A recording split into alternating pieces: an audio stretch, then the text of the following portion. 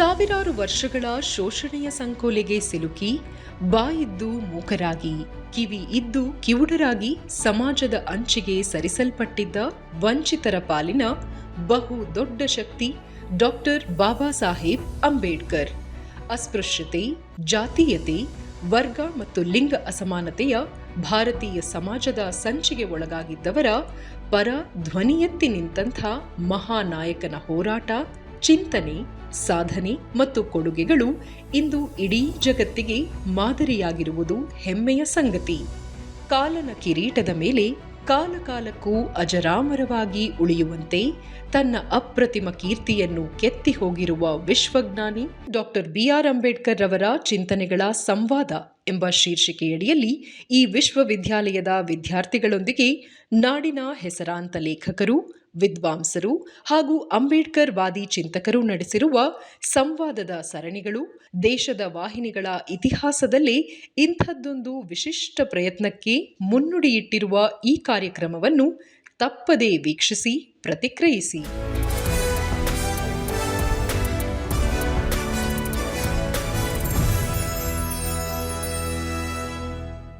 ಆತ್ಮೀಯ ವೀಕ್ಷಕ ಕೋಟೆಗೆ ಅನಂತ ನಮಸ್ಕಾರ, ಭೀಮ ನಮಸ್ಕಾರ.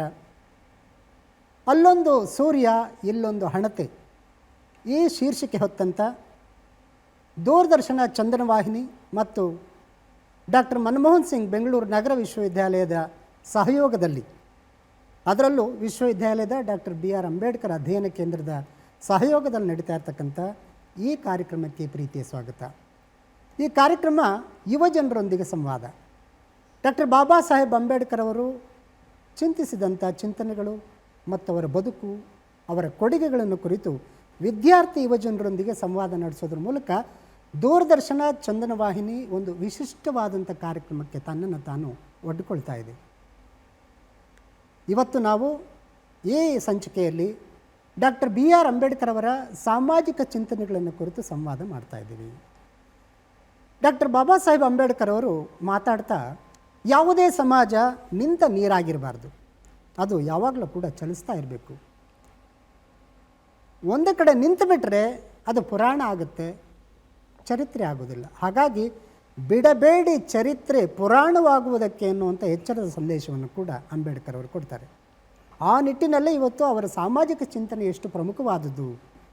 ಯಾಕೆಂದರೆ ಅವ್ರನ್ನ ಸಾಮಾಜಿಕ ಸುಧಾರಕ ಅಂತ ಕೂಡ ಕರೀತಾರೆ, ಸಾಮಾಜಿಕ ಚಿಕಿತ್ಸಕ ಅಂತ ಕೂಡ ಕರೀತಾರೆ.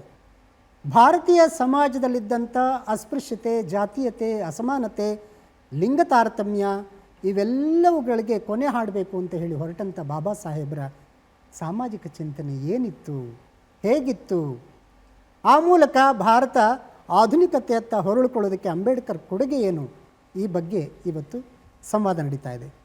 ಸಂವಾದದಲ್ಲಿ ಭಾಗವಹಿಸಿದ್ದಾರೆ ನಾಡಿನ ಹೆಸರಾಂತ ಸಮಾಜಶಾಸ್ತ್ರಜ್ಞರು, ಪ್ರಾಧ್ಯಾಪಕರು, ಲೇಖಕರು, ಚಿಂತಕರು, ಸಂಶೋಧಕರು ಆದಂಥ ಡಾಕ್ಟರ್ CG ಲಕ್ಷ್ಮೀಪತಿಯವರು. ಸರ್, ತಮಗೆ ಸ್ವಾಗತವನ್ನು ಕೋರ್ತಾ ಇದ್ದೀನಿ. ಡಾಕ್ಟರ್ CG ಲಕ್ಷ್ಮೀಪತಿಯವರು ಬರವಣಿಗೆ, ಸಂಶೋಧನೆ, ಅಧ್ಯಯನ, ಅಧ್ಯಾಪನ ಇವೆಲ್ಲವುಗಳನ್ನು ಮಾಡ್ಕೊಳ್ತಾನೆ ಹಲವು ಅಮೂಲ್ಯವಾದಂಥ ಕೃತಿಗಳನ್ನು, ಇವೆಲ್ಲ ಜವಾಬ್ದಾರಿಗಳ ನಡುವೆ ಕೂಡ ಅಮೂಲ್ಯವಾದಂಥ ಕೃತಿಗಳನ್ನು ಕೊಡೋದ್ರ ಮೂಲಕ ಇವತ್ತಿನ ಜನಾಂಗ ಭಾಳ ವಿಶಿಷ್ಟವಾಗಿ ಯೋಚನೆ ಮಾಡೋಕ್ಕೆ ಬೇಕಿರ್ತಕ್ಕಂಥ ಚಿಂತನೆಗಳನ್ನು ಕೊಟ್ಟಂಥವ್ರು. ಹಾಗಾಗಿ ಇವರಿಗೆ ಸಾಹಿತ್ಯಶ್ರೀ ಪ್ರಶಸ್ತಿ ಬಂದಿದೆ, ಶಿಕ್ಷಕ ರತ್ನ ಪ್ರಶಸ್ತಿ ಬಂದಿದೆ. ಹಾಗೆಯೇ ಈ ಯುವಜನರೊಂದಿಗೇ ಹೆಚ್ಚು ಒಡನಾಟ ಇರುವಂಥ ಲಕ್ಷ್ಮೀಪತಿಯವರಿಗೆ ಸ್ವಾಮಿ ವಿವೇಕಾನಂದ ರಾಷ್ಟ್ರೀಯ ಯುವ ಪುರಸ್ಕಾರ ಕೂಡ ಬಂದಿದೆ. ಅವ್ರನ್ನ ಬರಮಾಡ್ಕೊಳ್ತೀನಿ. ಅವ್ರ ಜೊತೆಗೆ ಸಂವಾದ ನಡೆಸೋದಕ್ಕೆ ಡಾಕ್ಟರ್ ಮನಮೋಹನ್ ಸಿಂಗ್ ಬೆಂಗಳೂರು ನಗರ ವಿಶ್ವವಿದ್ಯಾಲಯ ಡಾಕ್ಟರ್ BR ಅಂಬೇಡ್ಕರ್ ಅಧ್ಯಯನ ಕೇಂದ್ರದ ವಿದ್ಯಾರ್ಥಿಗಳು ಬಂದಿದ್ದಾರೆ. ವಿದ್ಯಾರ್ಥಿ ಯುವಜನರು ಭಾಳ ಉರುಪಿನಿಂದ ನಮ್ಮ ಸಮಾಜದ ಸುತ್ತಮುತ್ತ ಏನು ನಡೀತಾ ಇದೆ, ಆ ಸುತ್ತಮುತ್ತ ಏನು ನಡೆದಿದೆ, ಆ ನಡೆಯೋದಕ್ಕೆ ಕಾರಣಗಳೇನು, ಈಗಿನ ಸಮಾಜ ಹೇಗಿದೆ, ಇವೆಲ್ಲವುಗಳ ಬಗ್ಗೆ ಮಾತಾಡೋದಕ್ಕೆ ಅವರು ತಯಾರಾಗಿದ್ದಾರೆ. ಎಲ್ಲ ವಿದ್ಯಾರ್ಥಿ ಮಿತ್ರರಿಗೆ ಸ್ವಾಗತವನ್ನು ಕೊಡ್ತೇನೆ. ಭೂಮಿ ಸ್ವಾಗತ. ಎಸ್ ಸರ್, ಲಕ್ಷ್ಮೀಪತಿಯವರೇ, ವೇದಿಕೆ ತಯಾರಿದೆ. ನಿಮ್ಮ ಉಪನ್ಯಾಸದ ಮೂಲಕ ಕಾರ್ಯಕ್ರಮ ಆರಂಭ ಆಗ್ಬೋದು.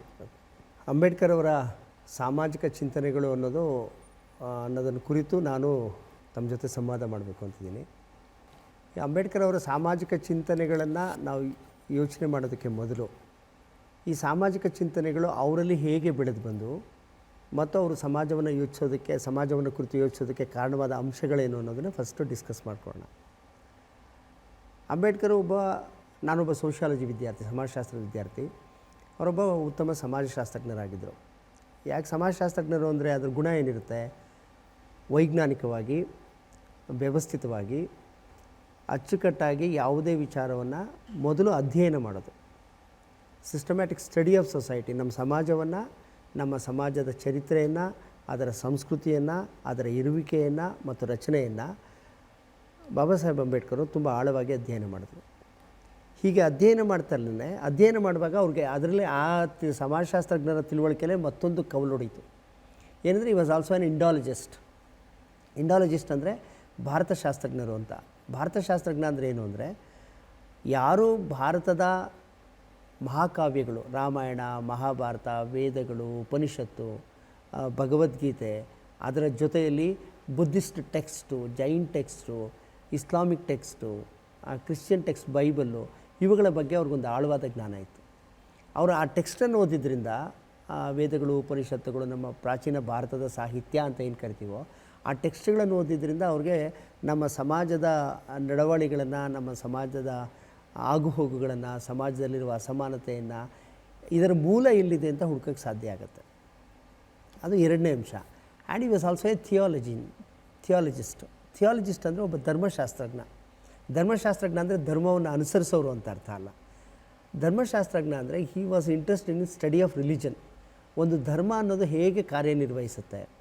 ಈಗ ಅವರು ಅಂತಿಮವಾಗಿ ತಮ್ಮ ಜೀವನದ ಕೊನೆಯ ದಿನಗಳಲ್ಲಿ ಅವರು ಬೌದ್ಧ ಧರ್ಮಕ್ಕೆ ಮತಾಂತರ ಹೊಂದಿದ್ರು.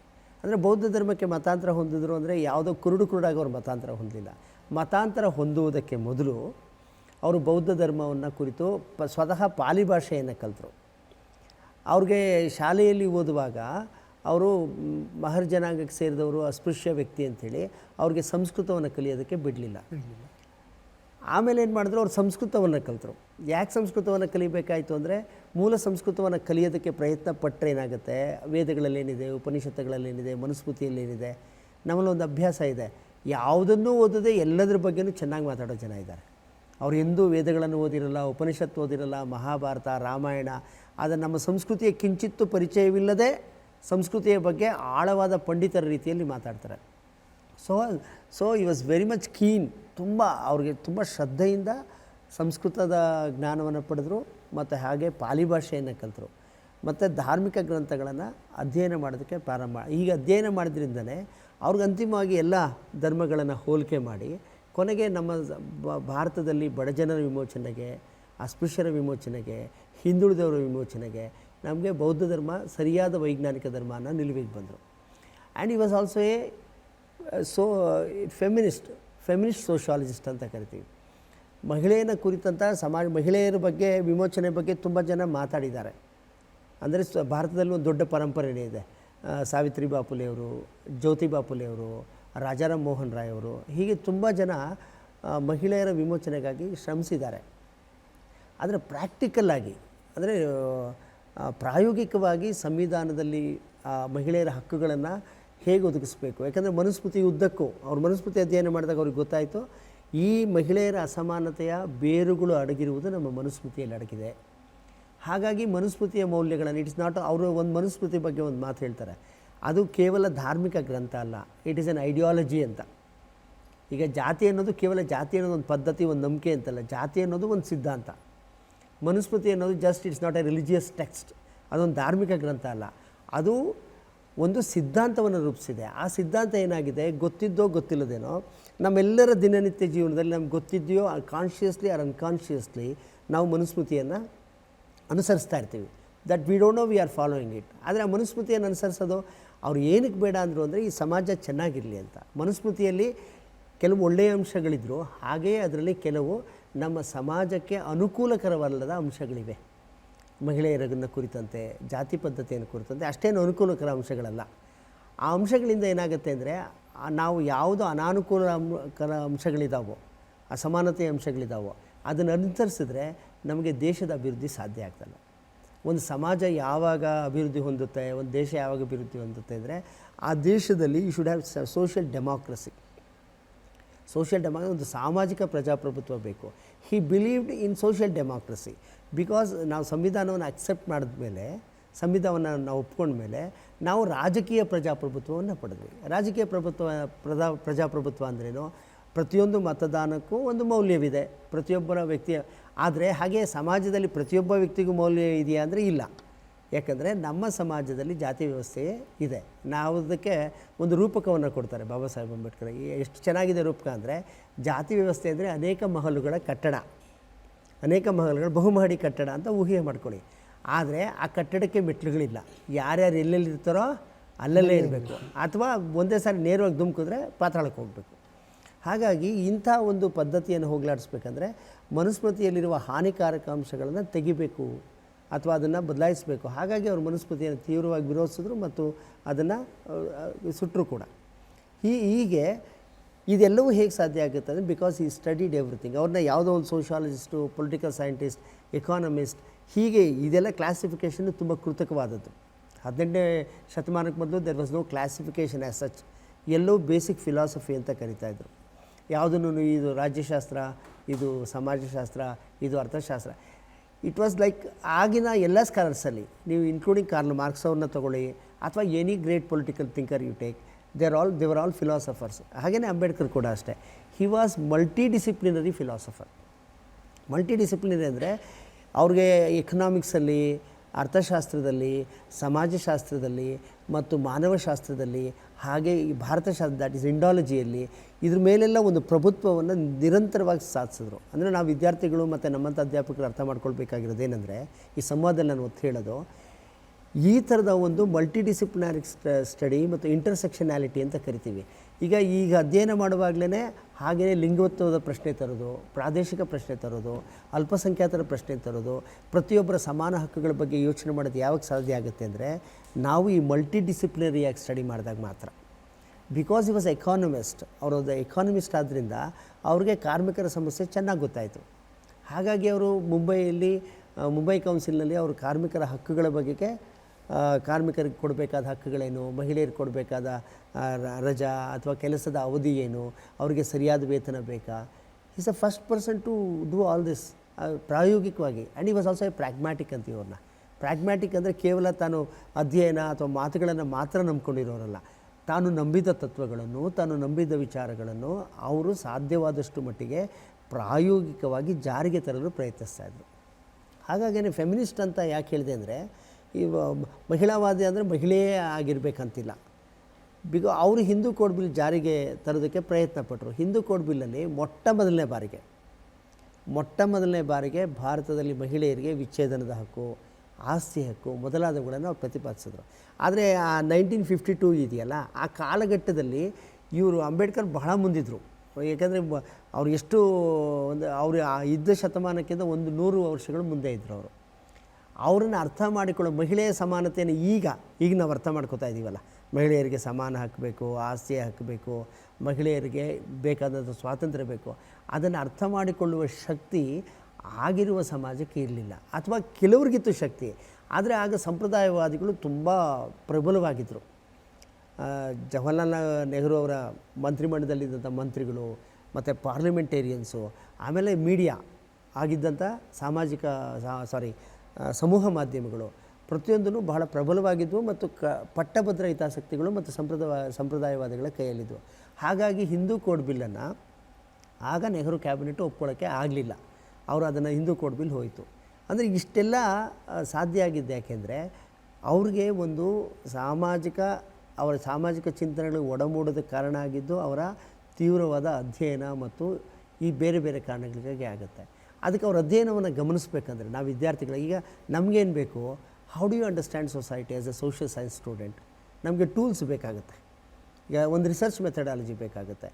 ಈಗ ನಾವು ನಮ್ಮ ಭಾರತದ ಚರಿತ್ರೆಯನ್ನು ಹೇಗೆ ಅರ್ಥ ಮಾಡ್ಕೋಬೇಕು? There is Ambedkar way of understanding Indian history, there is Ambedkar way of understanding Indian social system, Ambedkar way of understanding perspective ಇರುತ್ತಲ್ಲ, ಅಂಬೇಡ್ಕರೈಟ್ ಪರ್ಸ್ಪೆಕ್ಟಿವ್ ಅಂತ. You have Marxian perspective. ಈಗ ಮಾರ್ಕ್ಸ್ವಾದದ ದೃಷ್ಟಿಕೋನದಿಂದ ಅರ್ಥ ಮಾಡ್ಕೊಳ್ತೀವಿ. So he gave a perspective to Indian society. ಇನ್ನು ನಮ್ಗೆ ಅಲ್ಲಿವರೆಗೆ ಭಾರತದ ಸಾಮಾಜಿಕ ಚಿಂತನೆಯಲ್ಲಿ ನಮ್ಮ ವಿದ್ವಾಂಸರಿಗೆ, ಸೋಷಿಯಲ್ ಸೈಂಟಿಸ್ಟ್ಗೆ ಅಥವಾ ಚರಿತ್ರಕಾರರಿಗೆ ಒಂದು ಪರ್ಸ್ಪೆಕ್ಟಿವ್ ಅನ್ನೋದು ಮಾರ್ಕ್ಸ್ವಾದಿ ಪರ್ಸ್ಪೆಕ್ಟಿವ್ ಇತ್ತು, ಮಾರ್ಕ್ಸ್ವಾದಿ ದೃಷ್ಟಿಕೋನ ಇತ್ತು. ಮತ್ತು they were very traditional conservative ದೃಷ್ಟಿಕೋನ ಇತ್ತು ಅವ್ರಿಗೆ. ಮಾರ್ಕ್ಸ್ವಾದಿ ದೃಷ್ಟಿಕೋನ ಅಥವಾ ಸಾಂಪ್ರದಾಯಿಕ ಚೌಕಟ್ಟಿನಲ್ಲಿ ಭಾರತೀಯ ಸಮಾಜವನ್ನು ಅರ್ಥೈಸುವಂಥ ದೃಷ್ಟಿಕೋನ ಇತ್ತು. ಅಂಬೇಡ್ಕರ್ ಏನು ಮಾಡಿದ್ರು, ಈಗ ಉದಾಹರಣೆಗೆ ಅವರು ಒಂದೊಂದೇ ಗ್ರಂಥಗಳನ್ನು ನೋಡಿ. ಈಗ ಅವ್ರದ್ದು ಪ್ರಬಂಧ ರಿಡಲ್ಸ್ ಆಫ್ ಹಿಂದೂಯಿಸಮ್ ಅಂತಿದೆ, ಹಿಂದೂ ಧರ್ಮದ ಒಗಟುಗಳು ಅಂತ ಒಂದು ಗ್ರಂಥ ಇದೆ, ಸುದೀರ್ಘವಾದ ಒಂದು ಪ್ರಬಂಧ ಆ ಥರ ಇಟ್ಕೊಳ್ಳಿ ಅದನ್ನು. ಅವರು ಅದರಲ್ಲಿ ನೀವು ಅವರು ಯಾವುದೇ ಕೃತಿಯನ್ನು ತೆಗೆದು ನೋಡಿದ್ರು you will find lot of references. ಆ ಮಹಾಕಾವ್ಯಗಳನ್ನು ಓದಿ, ಈಗ ರಾಮಾಯಣ ಮತ್ತು ಮಹಾಭಾರತದ ಬಗ್ಗೆ ಮಾತಾಡೋರು ಇದ್ದಾರೆಯೇ ಹೊರತು ಅವುಗಳನ್ನು ಬಿಟ್ವೀನ್ ದ ಲೈನ್ಸ್ ಓದೋರು ಇಲ್ಲ. ಎಷ್ಟು ಜನ ಎಷ್ಟೊಂದು ಶ್ರೀರಾಮಚಂದ್ರನ ಬಗ್ಗೆ, ಸೀತೆಯ ಬಗ್ಗೆ, ರಾಮಾಯಣದ ಬಗ್ಗೆ ಮಾತಾಡ್ತಾರೆ.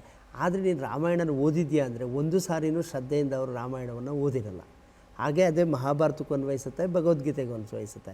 ಆದರೆ Ambedkar was A very studious. ಅವರು ಅದ್ರ ಬಗ್ಗೆ ಭಾಳ ಆಳವಾಗಿ ಅದನ್ನು ಅಧ್ಯಯನ ಮಾಡಿದ ವಿದ್ಯಾರ್ಥಿಯಾಗಿದ್ದರು. ಹಾಗಾಗಿ ರಿಡಲ್ಸ್ ಆಫ್ ಹಿಂದೂಯಿಸಮ್ನಲ್ಲಿ ಈ ಮಹಾಕಾವ್ಯಗಳಲ್ಲಿರುವ ಸಮಸ್ಯೆಗಳೇನು, ನಾವು ಯಾಕೆ ಮಹಾಕಾವ್ಯಗಳನ್ನು ಸಮಸ್ಯೆಗಳನ್ನು ಗುರುತಿಸ್ತೀವಿ, ಅಥವಾ ಮಹಾಕಾವ್ಯಗಳು ಅವ್ರು ಏನು ಹೇಳ್ತಾ ಇದ್ದಾರೆ ಅಂದರೆ ಮಹಾಕಾವ್ಯಗಳಲ್ಲಿ ಇರುವಂಥ ಒಳ್ಳೆಯ ಅಂಶಗಳು ನಮಗೆ ಬೇಕು. ಹಾಗೆಯೇ ಮಹಾಕಾವ್ಯಗಳಲ್ಲಿರುವಂಥ ವಿಮರ್ಶೆಯ ಮನೋಭಾವ, this is called critical sociology. ಒಬ್ಬ ಸ್ಟೂಡೆಂಟ್ಗೆ ಏನು ಬೇಕಾಗುತ್ತೆ ಅಥವಾ ಒಬ್ಬ ಅಧ್ಯಾಪಕನಿಗೆ ಏನು ಬೇಕಾಗುತ್ತೆ ಅಂದರೆ ಕ್ರಿಟಿಕಲ್ ಥಿಂಕಿಂಗ್. ಕ್ರಿಟಿಕಲ್ ಥಿಂಕಿಂಗ್ ಅಂದರೆ ಯಾವುದೇ ಒಂದು ವಿಚಾರವನ್ನು ನೀವು ಹಲವಾರು ದಿಕ್ಕುಗಳಿಂದ ಯೋಚನೆ ಮಾಡಬೇಕು. ಅದಕ್ಕೆ ಮತ್ತೆ ನಾನು ಬುದ್ಧನ ಮಾತನ್ನು ನೆನಪಿಸ್ಕೊಳ್ಳೋದಾದರೆ, ನಿನ್ನ ತಂದೆ ತಾಯಿ ಎಂದು ಹೇಳಿದರೆಂದೂ ಒಪ್ಪಬೇಡ, ನಿನ್ನ ಗುರು ಹೇಳಿದರು ಎಂದು ಒಪ್ಪಬೇಡ, ಮತ್ತು ನಿನಗೆ ವಂಶ ಪಾರಂಪರ್ಯವಾಗಿ ಬಂದಿದೆ ಎಂದು ಒಪ್ಪಬೇಡ. ಆದರೆ ನಿನ್ನ ವಿವೇಚನೆ ಮತ್ತು ನಿನ್ನ ವಿಶ್ಲೇಷಣೆಗೆ ದಕ್ಕಿದ್ದನ್ನು ಒಪ್ಪಿಕೋ. That is called critic. ಇದು ಹೆಬರ್ಮಾಸು ವೆಸ್ಟಲ್ಲಿ ಲೇಟಾಗಿ ಬಂತು. ಆದರೆ ಅಂಬೇಡ್ಕರ್ ಈ ಕ್ರಿಟಿಕಲ್ ಥಿಂಕಿಂಗನ್ನು ಇಂಡಿಯನ್ ಟೆಕ್ಸ್ಟ್ ಇದಾವಲ್ಲ, Indological text, when you seeing something as sacred, ಯಾವುದೋ ಒಂದನ್ನು ತುಂಬ ಪವಿತ್ರವಾಗಿದೆ ಅಂತ ನೋಡಿದ ಕೂಡಲೇ ನಾವು ಅವುಗಳ ವಿಶ್ಲೇಷಣೆ ಅಥವಾ ವಿಮರ್ಶೆ ಮಾಡೋಕ್ಕೋಗಲ್ಲ. ಅದು ಯಾವಾಗಲೂ ಜೀವಂತವಾಗಿದೆ. ಹೌದು, ಈಗ ರಾಮಾಯಣ ಅಂದರೆ ಜೀವಂತವಾಗಿದೆ, it's still with us. Ramayana ನಮ್ಮ ಜೊತೆ ಇದೆ, whether you like it or not. ಹಾಗೆಯೇ ಬೈಬಲ್ ನಮ್ಮ ಜೊತೆ ಇದೆ, ಬುದ್ಧಿಸ್ಟ್ ಟೆಕ್ಸ್ಟ್ ನಮ್ಮ ಜೊತೆ ಇದೆ, ಜೈನ್ ಟೆಕ್ಸ್ಟ್ ನಮ್ಮ ಜೊತೆ ಇದೆ, ಮಹಾಭಾರತ ನಮ್ಮ ಜೊತೆ ಇದೆ. ಇವೆಲ್ಲವೂ ನಮ್ಮ ಜೀವನದಲ್ಲಿ ನಾವು ಗೊತ್ತಿದ್ದೇನೋ ನಮ್ಮ ಮೇಲೆ ಪರಿಣಾಮವನ್ನು ಬೀರ್ತಿರುತ್ತೆ. ಹಾಗಾಗಿ ನಾವು ಅದನ್ನು ನೋಡುವಾಗ ಒಂದು ಕ್ರಿಟಿಕಲ್ ಆಗಿ ನೋಡದೆ ಹೋದರೆ, ಕ್ರಿಟಿಕಲ್ ಆಗಿ ಅಂದರೆ ಒಂದು ವಿಶ್ಲೇಷಣಾತ್ಮಕ ದೃಷ್ಟಿಯಿಂದ ಬೇರೆ ಬೇರೆ ಆಯಾಮಗಳಲ್ಲಿ ನೋಡದೆ ಹೋದರೆ ನಮ್ಮ ಬೌದ್ಧಿಕತೆಗೆ, ನಮ್ಮ ಚರಿತ್ರೆಯನ್ನು ಕಟ್ಟಕ್ಕೆ ತೊಂದರೆ ಆಗುತ್ತೆ. ಇಲ್ಲೇ ನಮ್ಗೆ ಅಂಬೇಡ್ಕರ್ ಅವರ ದೃಷ್ಟಿಕೋನ ಮುಖ್ಯ ಆಗುತ್ತೆ. That is called Ambedkar perspective. ಮತ್ತು ಈಸ್ ಎ ಸಬಾಲ್ಟನ್ ಹಿಸ್ಟಾರಿಯನ್. ಅವರ ಸಾಮಾಜಿಕ ಚಿಂತನೆಗೆ ದೊಡ್ಡ ಕಾಣಿಕೆ ಏನಂದರೆ, ಇಲ್ಲಿಯವರೆಗೆ ಯಾವ ಸಮಾಜ ವಿಜ್ಞಾನಿಯೂ ಕೂಡ ಎಲ್ಲರೂ ಹಳ್ಳಿಯಿಂದನೇ ಬಂದವರಾಗಿದ್ದರು, ಭಾರತ ಗ್ರಾಮಗಳ ದೇಶ ಆಗಿತ್ತು. ಆದರೆ ತಮ್ಮ ಊರಿನಲ್ಲೇ ಇದ್ದ ಅಸ್ಪೃಶ್ಯರ ಕೇರಿಗಳನ್ನು ಅವ್ರು ಯಾಕೆ ಗಮನಿಸ್ತಿಲ್ಲ? ಪ್ರತಿ ಊರಲ್ಲೂ ಇದೆ, ಅಸ್ಪೃಶ್ಯರ ಕೇರಿಗಳಿದೆ. ಹಾಗಾದರೆ ಆ ಊರಲ್ಲಿ ಗ್ರಾಮೀಣರ, ಅದು ಸೋಷಿಯಾಲಜಿಸ್ಟು ಇದ್ದರು. ಉದಾಹರಣೆಗೆ ಎಮ್ ಎನ್ ಶ್ರೀನಿವಾಸ್ ಅಂತವರು ಇದ್ದರು. ಎಷ್ಟೊಂದು sociologist, there were lot of anthropologist, sociologist, they never thought about untouchables. ಯಾಕೆ ಎಲ್ಲರೂ ಈ ಒಂದು ಊರ ಹೊರಗಡೆ ಯಾಕೆ ಈ ಥರ ಒಂದು ಕೇರಿ ಇರುತ್ತೆ? ಅದರ ಉಗಮ ಹೇಗಾಯಿತು, ಅಸ್ಪೃಶ್ಯತೆ ಅನ್ನೋದು ಹೇಗೆ ಬಂತು, ಅದನ್ನು ಅವರು ತುಂಬ ಆಳವಾಗಿ ಅಧ್ಯಯನ ಮಾಡ್ತಾರೆ. ಅಂದರೆ ಅಸ್ಪೃಶ್ಯತೆ ಅನ್ನೋದು ಬರೋದಕ್ಕೆ ಕಾರಣ ಏನು? ಅವರು ಸೋತು ಹೋದ ಜನರ, ಅಥವಾ ಅವರೊಂದು ಕಾಲದಲ್ಲಿ ಬೌದ್ಧರಾಗಿದ್ದು ಆ ಬೌದ್ಧ ಧರ್ಮವನ್ನು ಸಹಿಸಲಾಗದಂಥ ಸಂಪ್ರದಾಯವಾದಿಗಳೇನು ಮಾಡಿದ್ರು, ಬೌದ್ಧರನ್ನು, ಅದಕ್ಕೆ ಅವರು ಮುಚ್ಚುಕಟಕ ನಾಟಕದ ಉದಾಹರಣೆ ಕೊಡ್ತಾರೆ. ಒಬ್ಬ ಸಂತ ಬೌದ್ಧ ಭಿಕ್ಷು ನಡೆದು ಹೋಗುವಾಗ ಅಲ್ಲಿ ಬೇರೆ ಪಾತ್ರಗಳಿದ್ದಾವಲ್ಲ ನಾಟಕದಲ್ಲಿ, ಅವರು ಬೌದ್ಧ ಭಿಕ್ಷು ಕಂಡ್ರೆ ಅಶುಭ ಸೂಚನೆ, ಅವನನ್ನು ಹೊಡೆಯಿರಿ ಅಂತ ಹೇಳ್ತಾರೆ. ಅಂದರೆ ಒಂದು ಕಾಲದಲ್ಲಿ ಬೌದ್ಧರಾಗಿದ್ದ ಜನರು ಸೋತು ಮತ್ತು ಈ ಮೈನ್ ಸ್ಟ್ರೀಮ್ ಸೊಸೈಟಿ ಅಂತ ಏನು ಕರೀ ಸಂಪ್ರದಾಯವಾದಿಗಳ ದಾಳಿಗೆ ಒಳಗಾಗಿ ಅವರು ಹಾಗೆ they were condemned, they were broken people, they were condemned to live outside the borders of the village. ಅಂದರೆ ಅವರು ಊರ ಹೊರಗಡೆ ವಾಸಿಸುವಂಥ ಅನಿವಾರ್ಯತೆಗೆ ಒಳಗಾದರು ಅನ್ನೋದನ್ನು ಅಸ್ಪೃಶ್ಯ, ಅದು ಒನ್ ಆಫ್ ದ ಬೆಸ್ಟ್. ಇದು ಈಗ 1970s ನೀವೆಲ್ಲ ಓದಿರಬೇಕು, ಇದು ಸಬಾಲ್ಟನ್ ಹಿಸ್ಟಾರಿಯನ್ಸ್ ಅಂತ ಬರ್ತಾರೆ, ಕನ್ನಡದಲ್ಲಿ ಏನಂತಾರೆ, ತಳ ಸಮುದಾಯದ ಚಿಂತನೆಗಳು. ಈಗ ಸಬಾಲ್ಟನ್, ರಣಜಿತ್ ಗುಹಾ ಇವರೆಲ್ಲ ಬರೆದಿದ್ದಾರೆ. ಆದರೆ ಫಸ್ಟ್ ಟೈಮು ನೀವು ಇಮ್ಯಾಜಿನ್ ಮಾಡ್ಕೊಳ್ಳಿ, ಇಂಡಿಯನ್ ಹಿಸ್ಟ್ರಿ ಒಳಗಡೆ ಒಂದು ಊರ ಹೊರಗಡೆ ಇರುವ ಜನಸಮುದಾಯದ ಕುರಿತು ಅಧ್ಯಯನ ಮಾಡಿದ್ದು Ambedkar. So is very great historian. ಅಂದರೆ ನಮಗೆ ಈಗ ಅಂಬೇಡ್ಕರ್ ಪರ್ಸ್ಪೆಕ್ಟಿವ್ ಅಂದ್ರೇನು, ಹಾಗಾದರೆ ಅಂಬೇಡ್ಕರ್ ಅವರ ದೃಷ್ಟಿಕೋನ ಅಂದ್ರೇನು ಅಂದರೆ, ಯಾವುದು ಅಂಚಿನಲ್ಲಿರುತ್ತದೋ, ಯಾವುದು ಅಸಮಾನತೆಗೆ ಒಳಪಟ್ಟಿರುತ್ತದೋ, ಯಾವುದು ಅನ್ಯಾಯಕ್ಕೆ ಒಳಪಟ್ಟಿರುತ್ತದೋ, ಯಾವುದು ಯಾರ ಕಣ್ಣಿಗೂ ಕಾಣಿಸುವುದಿಲ್ಲವೋ ಅದನ್ನು ಅಧ್ಯಯನ ಮಾಡೋದು ನಮ್ಮ ಮುಂದಿರುವಂಥ ಒಂದು ಚಾಲೆಂಜು. ಈಗ ಅದೇ ಅವರು ನಮಗೆ ಕೊಟ್ಟಿರುವಂಥ ಒಂದು ಅಂಬೇಡ್ಕರ್ ಪರ್ಸ್ಪೆಕ್ಟಿವ್ ಅಂತ ನಾವು ಕರಿತೀವಿ. ಈಗ ಅವರು 1960 ಒಂದು ಪ್ರಬಂಧ ಮಂಡಿಸಿದ್ದಾರೆ. ಈಗ caste is an basic institution, caste is basic institution of society, whether you agree with it or not. ನಾವು ಒಪ್ಕೊಳ್ಳಿ ಬಿಡಲಿ, ಅಥವಾ ನಮ್ಮ ಮೇಲ್ನೋಟಕ್ಕೆ ಜಾತಿ ಇಲ್ಲ ಅಂತ ಅನ್ನಲಿ ಬಿಡಲಿ, ಆದರೆ ಜಾತಿ ವ್ಯವಸ್ಥೆಯು ನಮ್ಮನ್ನು ಹುಟ್ಟಿನಿಂದ ಸಾಯುವವರೆಗೂ ನಮ್ಮ ಮೇಲೆ ಪ್ರಭಾವ ಬೀರುತ್ತೆ. ಈಗ ಏನು ತಿಂತೀರಾ ಅನ್ನೋದು you are not deciding it, your caste is deciding it. ನಿಮ್ಮನ್ನು ಹೇಗೆ, ನೀವು ಯಾರನ್ನ ಮದುವೆ ಆಗಬೇಕು, ಏನು ಊಟ ಮಾಡಬೇಕು, ಏನು ಊಟ ಮಾಡಬಾರ್ದು, ಆಮೇಲೆ ನೀವು ಶವ ಸಂಸ್ಕಾರ ಮಾಡುವಾಗ ಯಾವ್ಯಾವ ಜಾತಿಯವರು ಯಾವ್ಯಾವ ಪದ್ಧತಿಯಲ್ಲಿ ಶವ ಸಂಸ್ಕಾರ ಮಾಡಬೇಕು, ಇವೆಲ್ಲವನ್ನು ಜಾತಿನೇ ನಿರ್ಧಾರ ಮಾಡುತ್ತೆ. ಹಾಗಾಗಿ ಈ ಜಾತಿಯನ್ನು ಇನ್ಸ್ಟಿಟ್ಯೂಷನ್ ಬಗ್ಗೆ ಕೆಲವು ರಿಸ್ಲೆ, ಬ್ರಿಟಿಷ್ ಆಂಥ್ರೋಪಾಲಜಿಸ್ಟು, ಬ್ರಿಟಿಷ್ ಅಫಿಷಿಯಲ್ಸು ಮತ್ತು ಕ್ರಿಶ್ಚಿಯನ್ ಪ್ರೀಸ್ಟ್ಗಳೆಲ್ಲ ಜಾತಿ ವ್ಯವಸ್ಥೆ ಬಗ್ಗೆ ಅಧ್ಯಯನ ಮಾಡಿದರು. ಜೊತೆಗೆ ಸೆನ್ಸಸ್ಸು ಆಗಿತ್ತು, ಭಾರತೀಯ ಜನಗಣತಿನೂ ಆಗಿತ್ತು. ಆದರೆ ಅವರೆಲ್ಲರೂ ಕೂಡ ಜಾತಿ ಪದ್ಧತಿಯನ್ನು ವಿವರಿಸುವಲ್ಲಿ ಸೋತಿದ್ರು. ಜಾತಿ ಪದ್ಧತಿ ಹೇಗೆ ಉಗಮ ಆಯಿತು? Everybody talks about cost. ಈ ನಿಮ್ಮ ವಾಟ್ಸಪ್ ಗ್ರೂಪಲ್ಲೂ ಕಾಸ್ಟ್ ಇದೆ, ಹೋಟೆಲ್ ಬೋರ್ಡಲ್ಲೂ ಜಾತಿ ಇದೆ, ನಿಮ್ಮ ಮನೇಲೂ ಜಾತಿ ಇದೆ, ಲಗ್ನ ಪತ್ರಿಕೆ ಮೇಲೂ ಜಾತಿ ಇದೆ. ಇಂಥ ಜಾತಿ ವ್ಯವಸ್ಥೆ ಅನ್ನೋದು ಹೇಗೆ ಬಂತದು? It's a basic question. ಅವರು ಎರಡು ಬಹಳ ತುಂಬ ಚೆನ್ನಾಗಿ ಹೇಳಿದರು ಅವರು. ಒಂದು, ಜಾತಿ ವ್ಯವಸ್ಥೆ ಉಳಿದಿರೋದು ಎಂಡಾಗಮಿಯಿಂದ. ಎಂಡಾಗಮಿ ಅಂದರೆ ಒಳಬಾಂಧವ್ಯ ವಿವಾಹ, ಅಂದರೆ ತಮ್ಮ ಜಾತಿಯವರು ತಮ್ಮ ಜಾತಿಯಲ್ಲಿಯೇ ವಿವಾಹ ಆಗಬೇಕು ಅನ್ನೋದು, ಒಳಬಾಂಧವ್ಯ ವಿವಾಹದಿಂದ. ಎರಡನೇದಾಗಿ ಮಹಿಳೆಯರನ್ನ ನಿಯಂತ್ರಣದಲ್ಲಿಟ್ಟರು. ಮಹಿಳೆಯರನ್ನ ಯಾಕೆ ನಿಯಂತ್ರಣದಲ್ಲಿಟ್ಟರು ಅಂದರೆ ಅದು ತುಂಬ ಬಾಲ್ಯ ವಿವಾಹ ಆಗ್ತಾಯಿತ್ತು.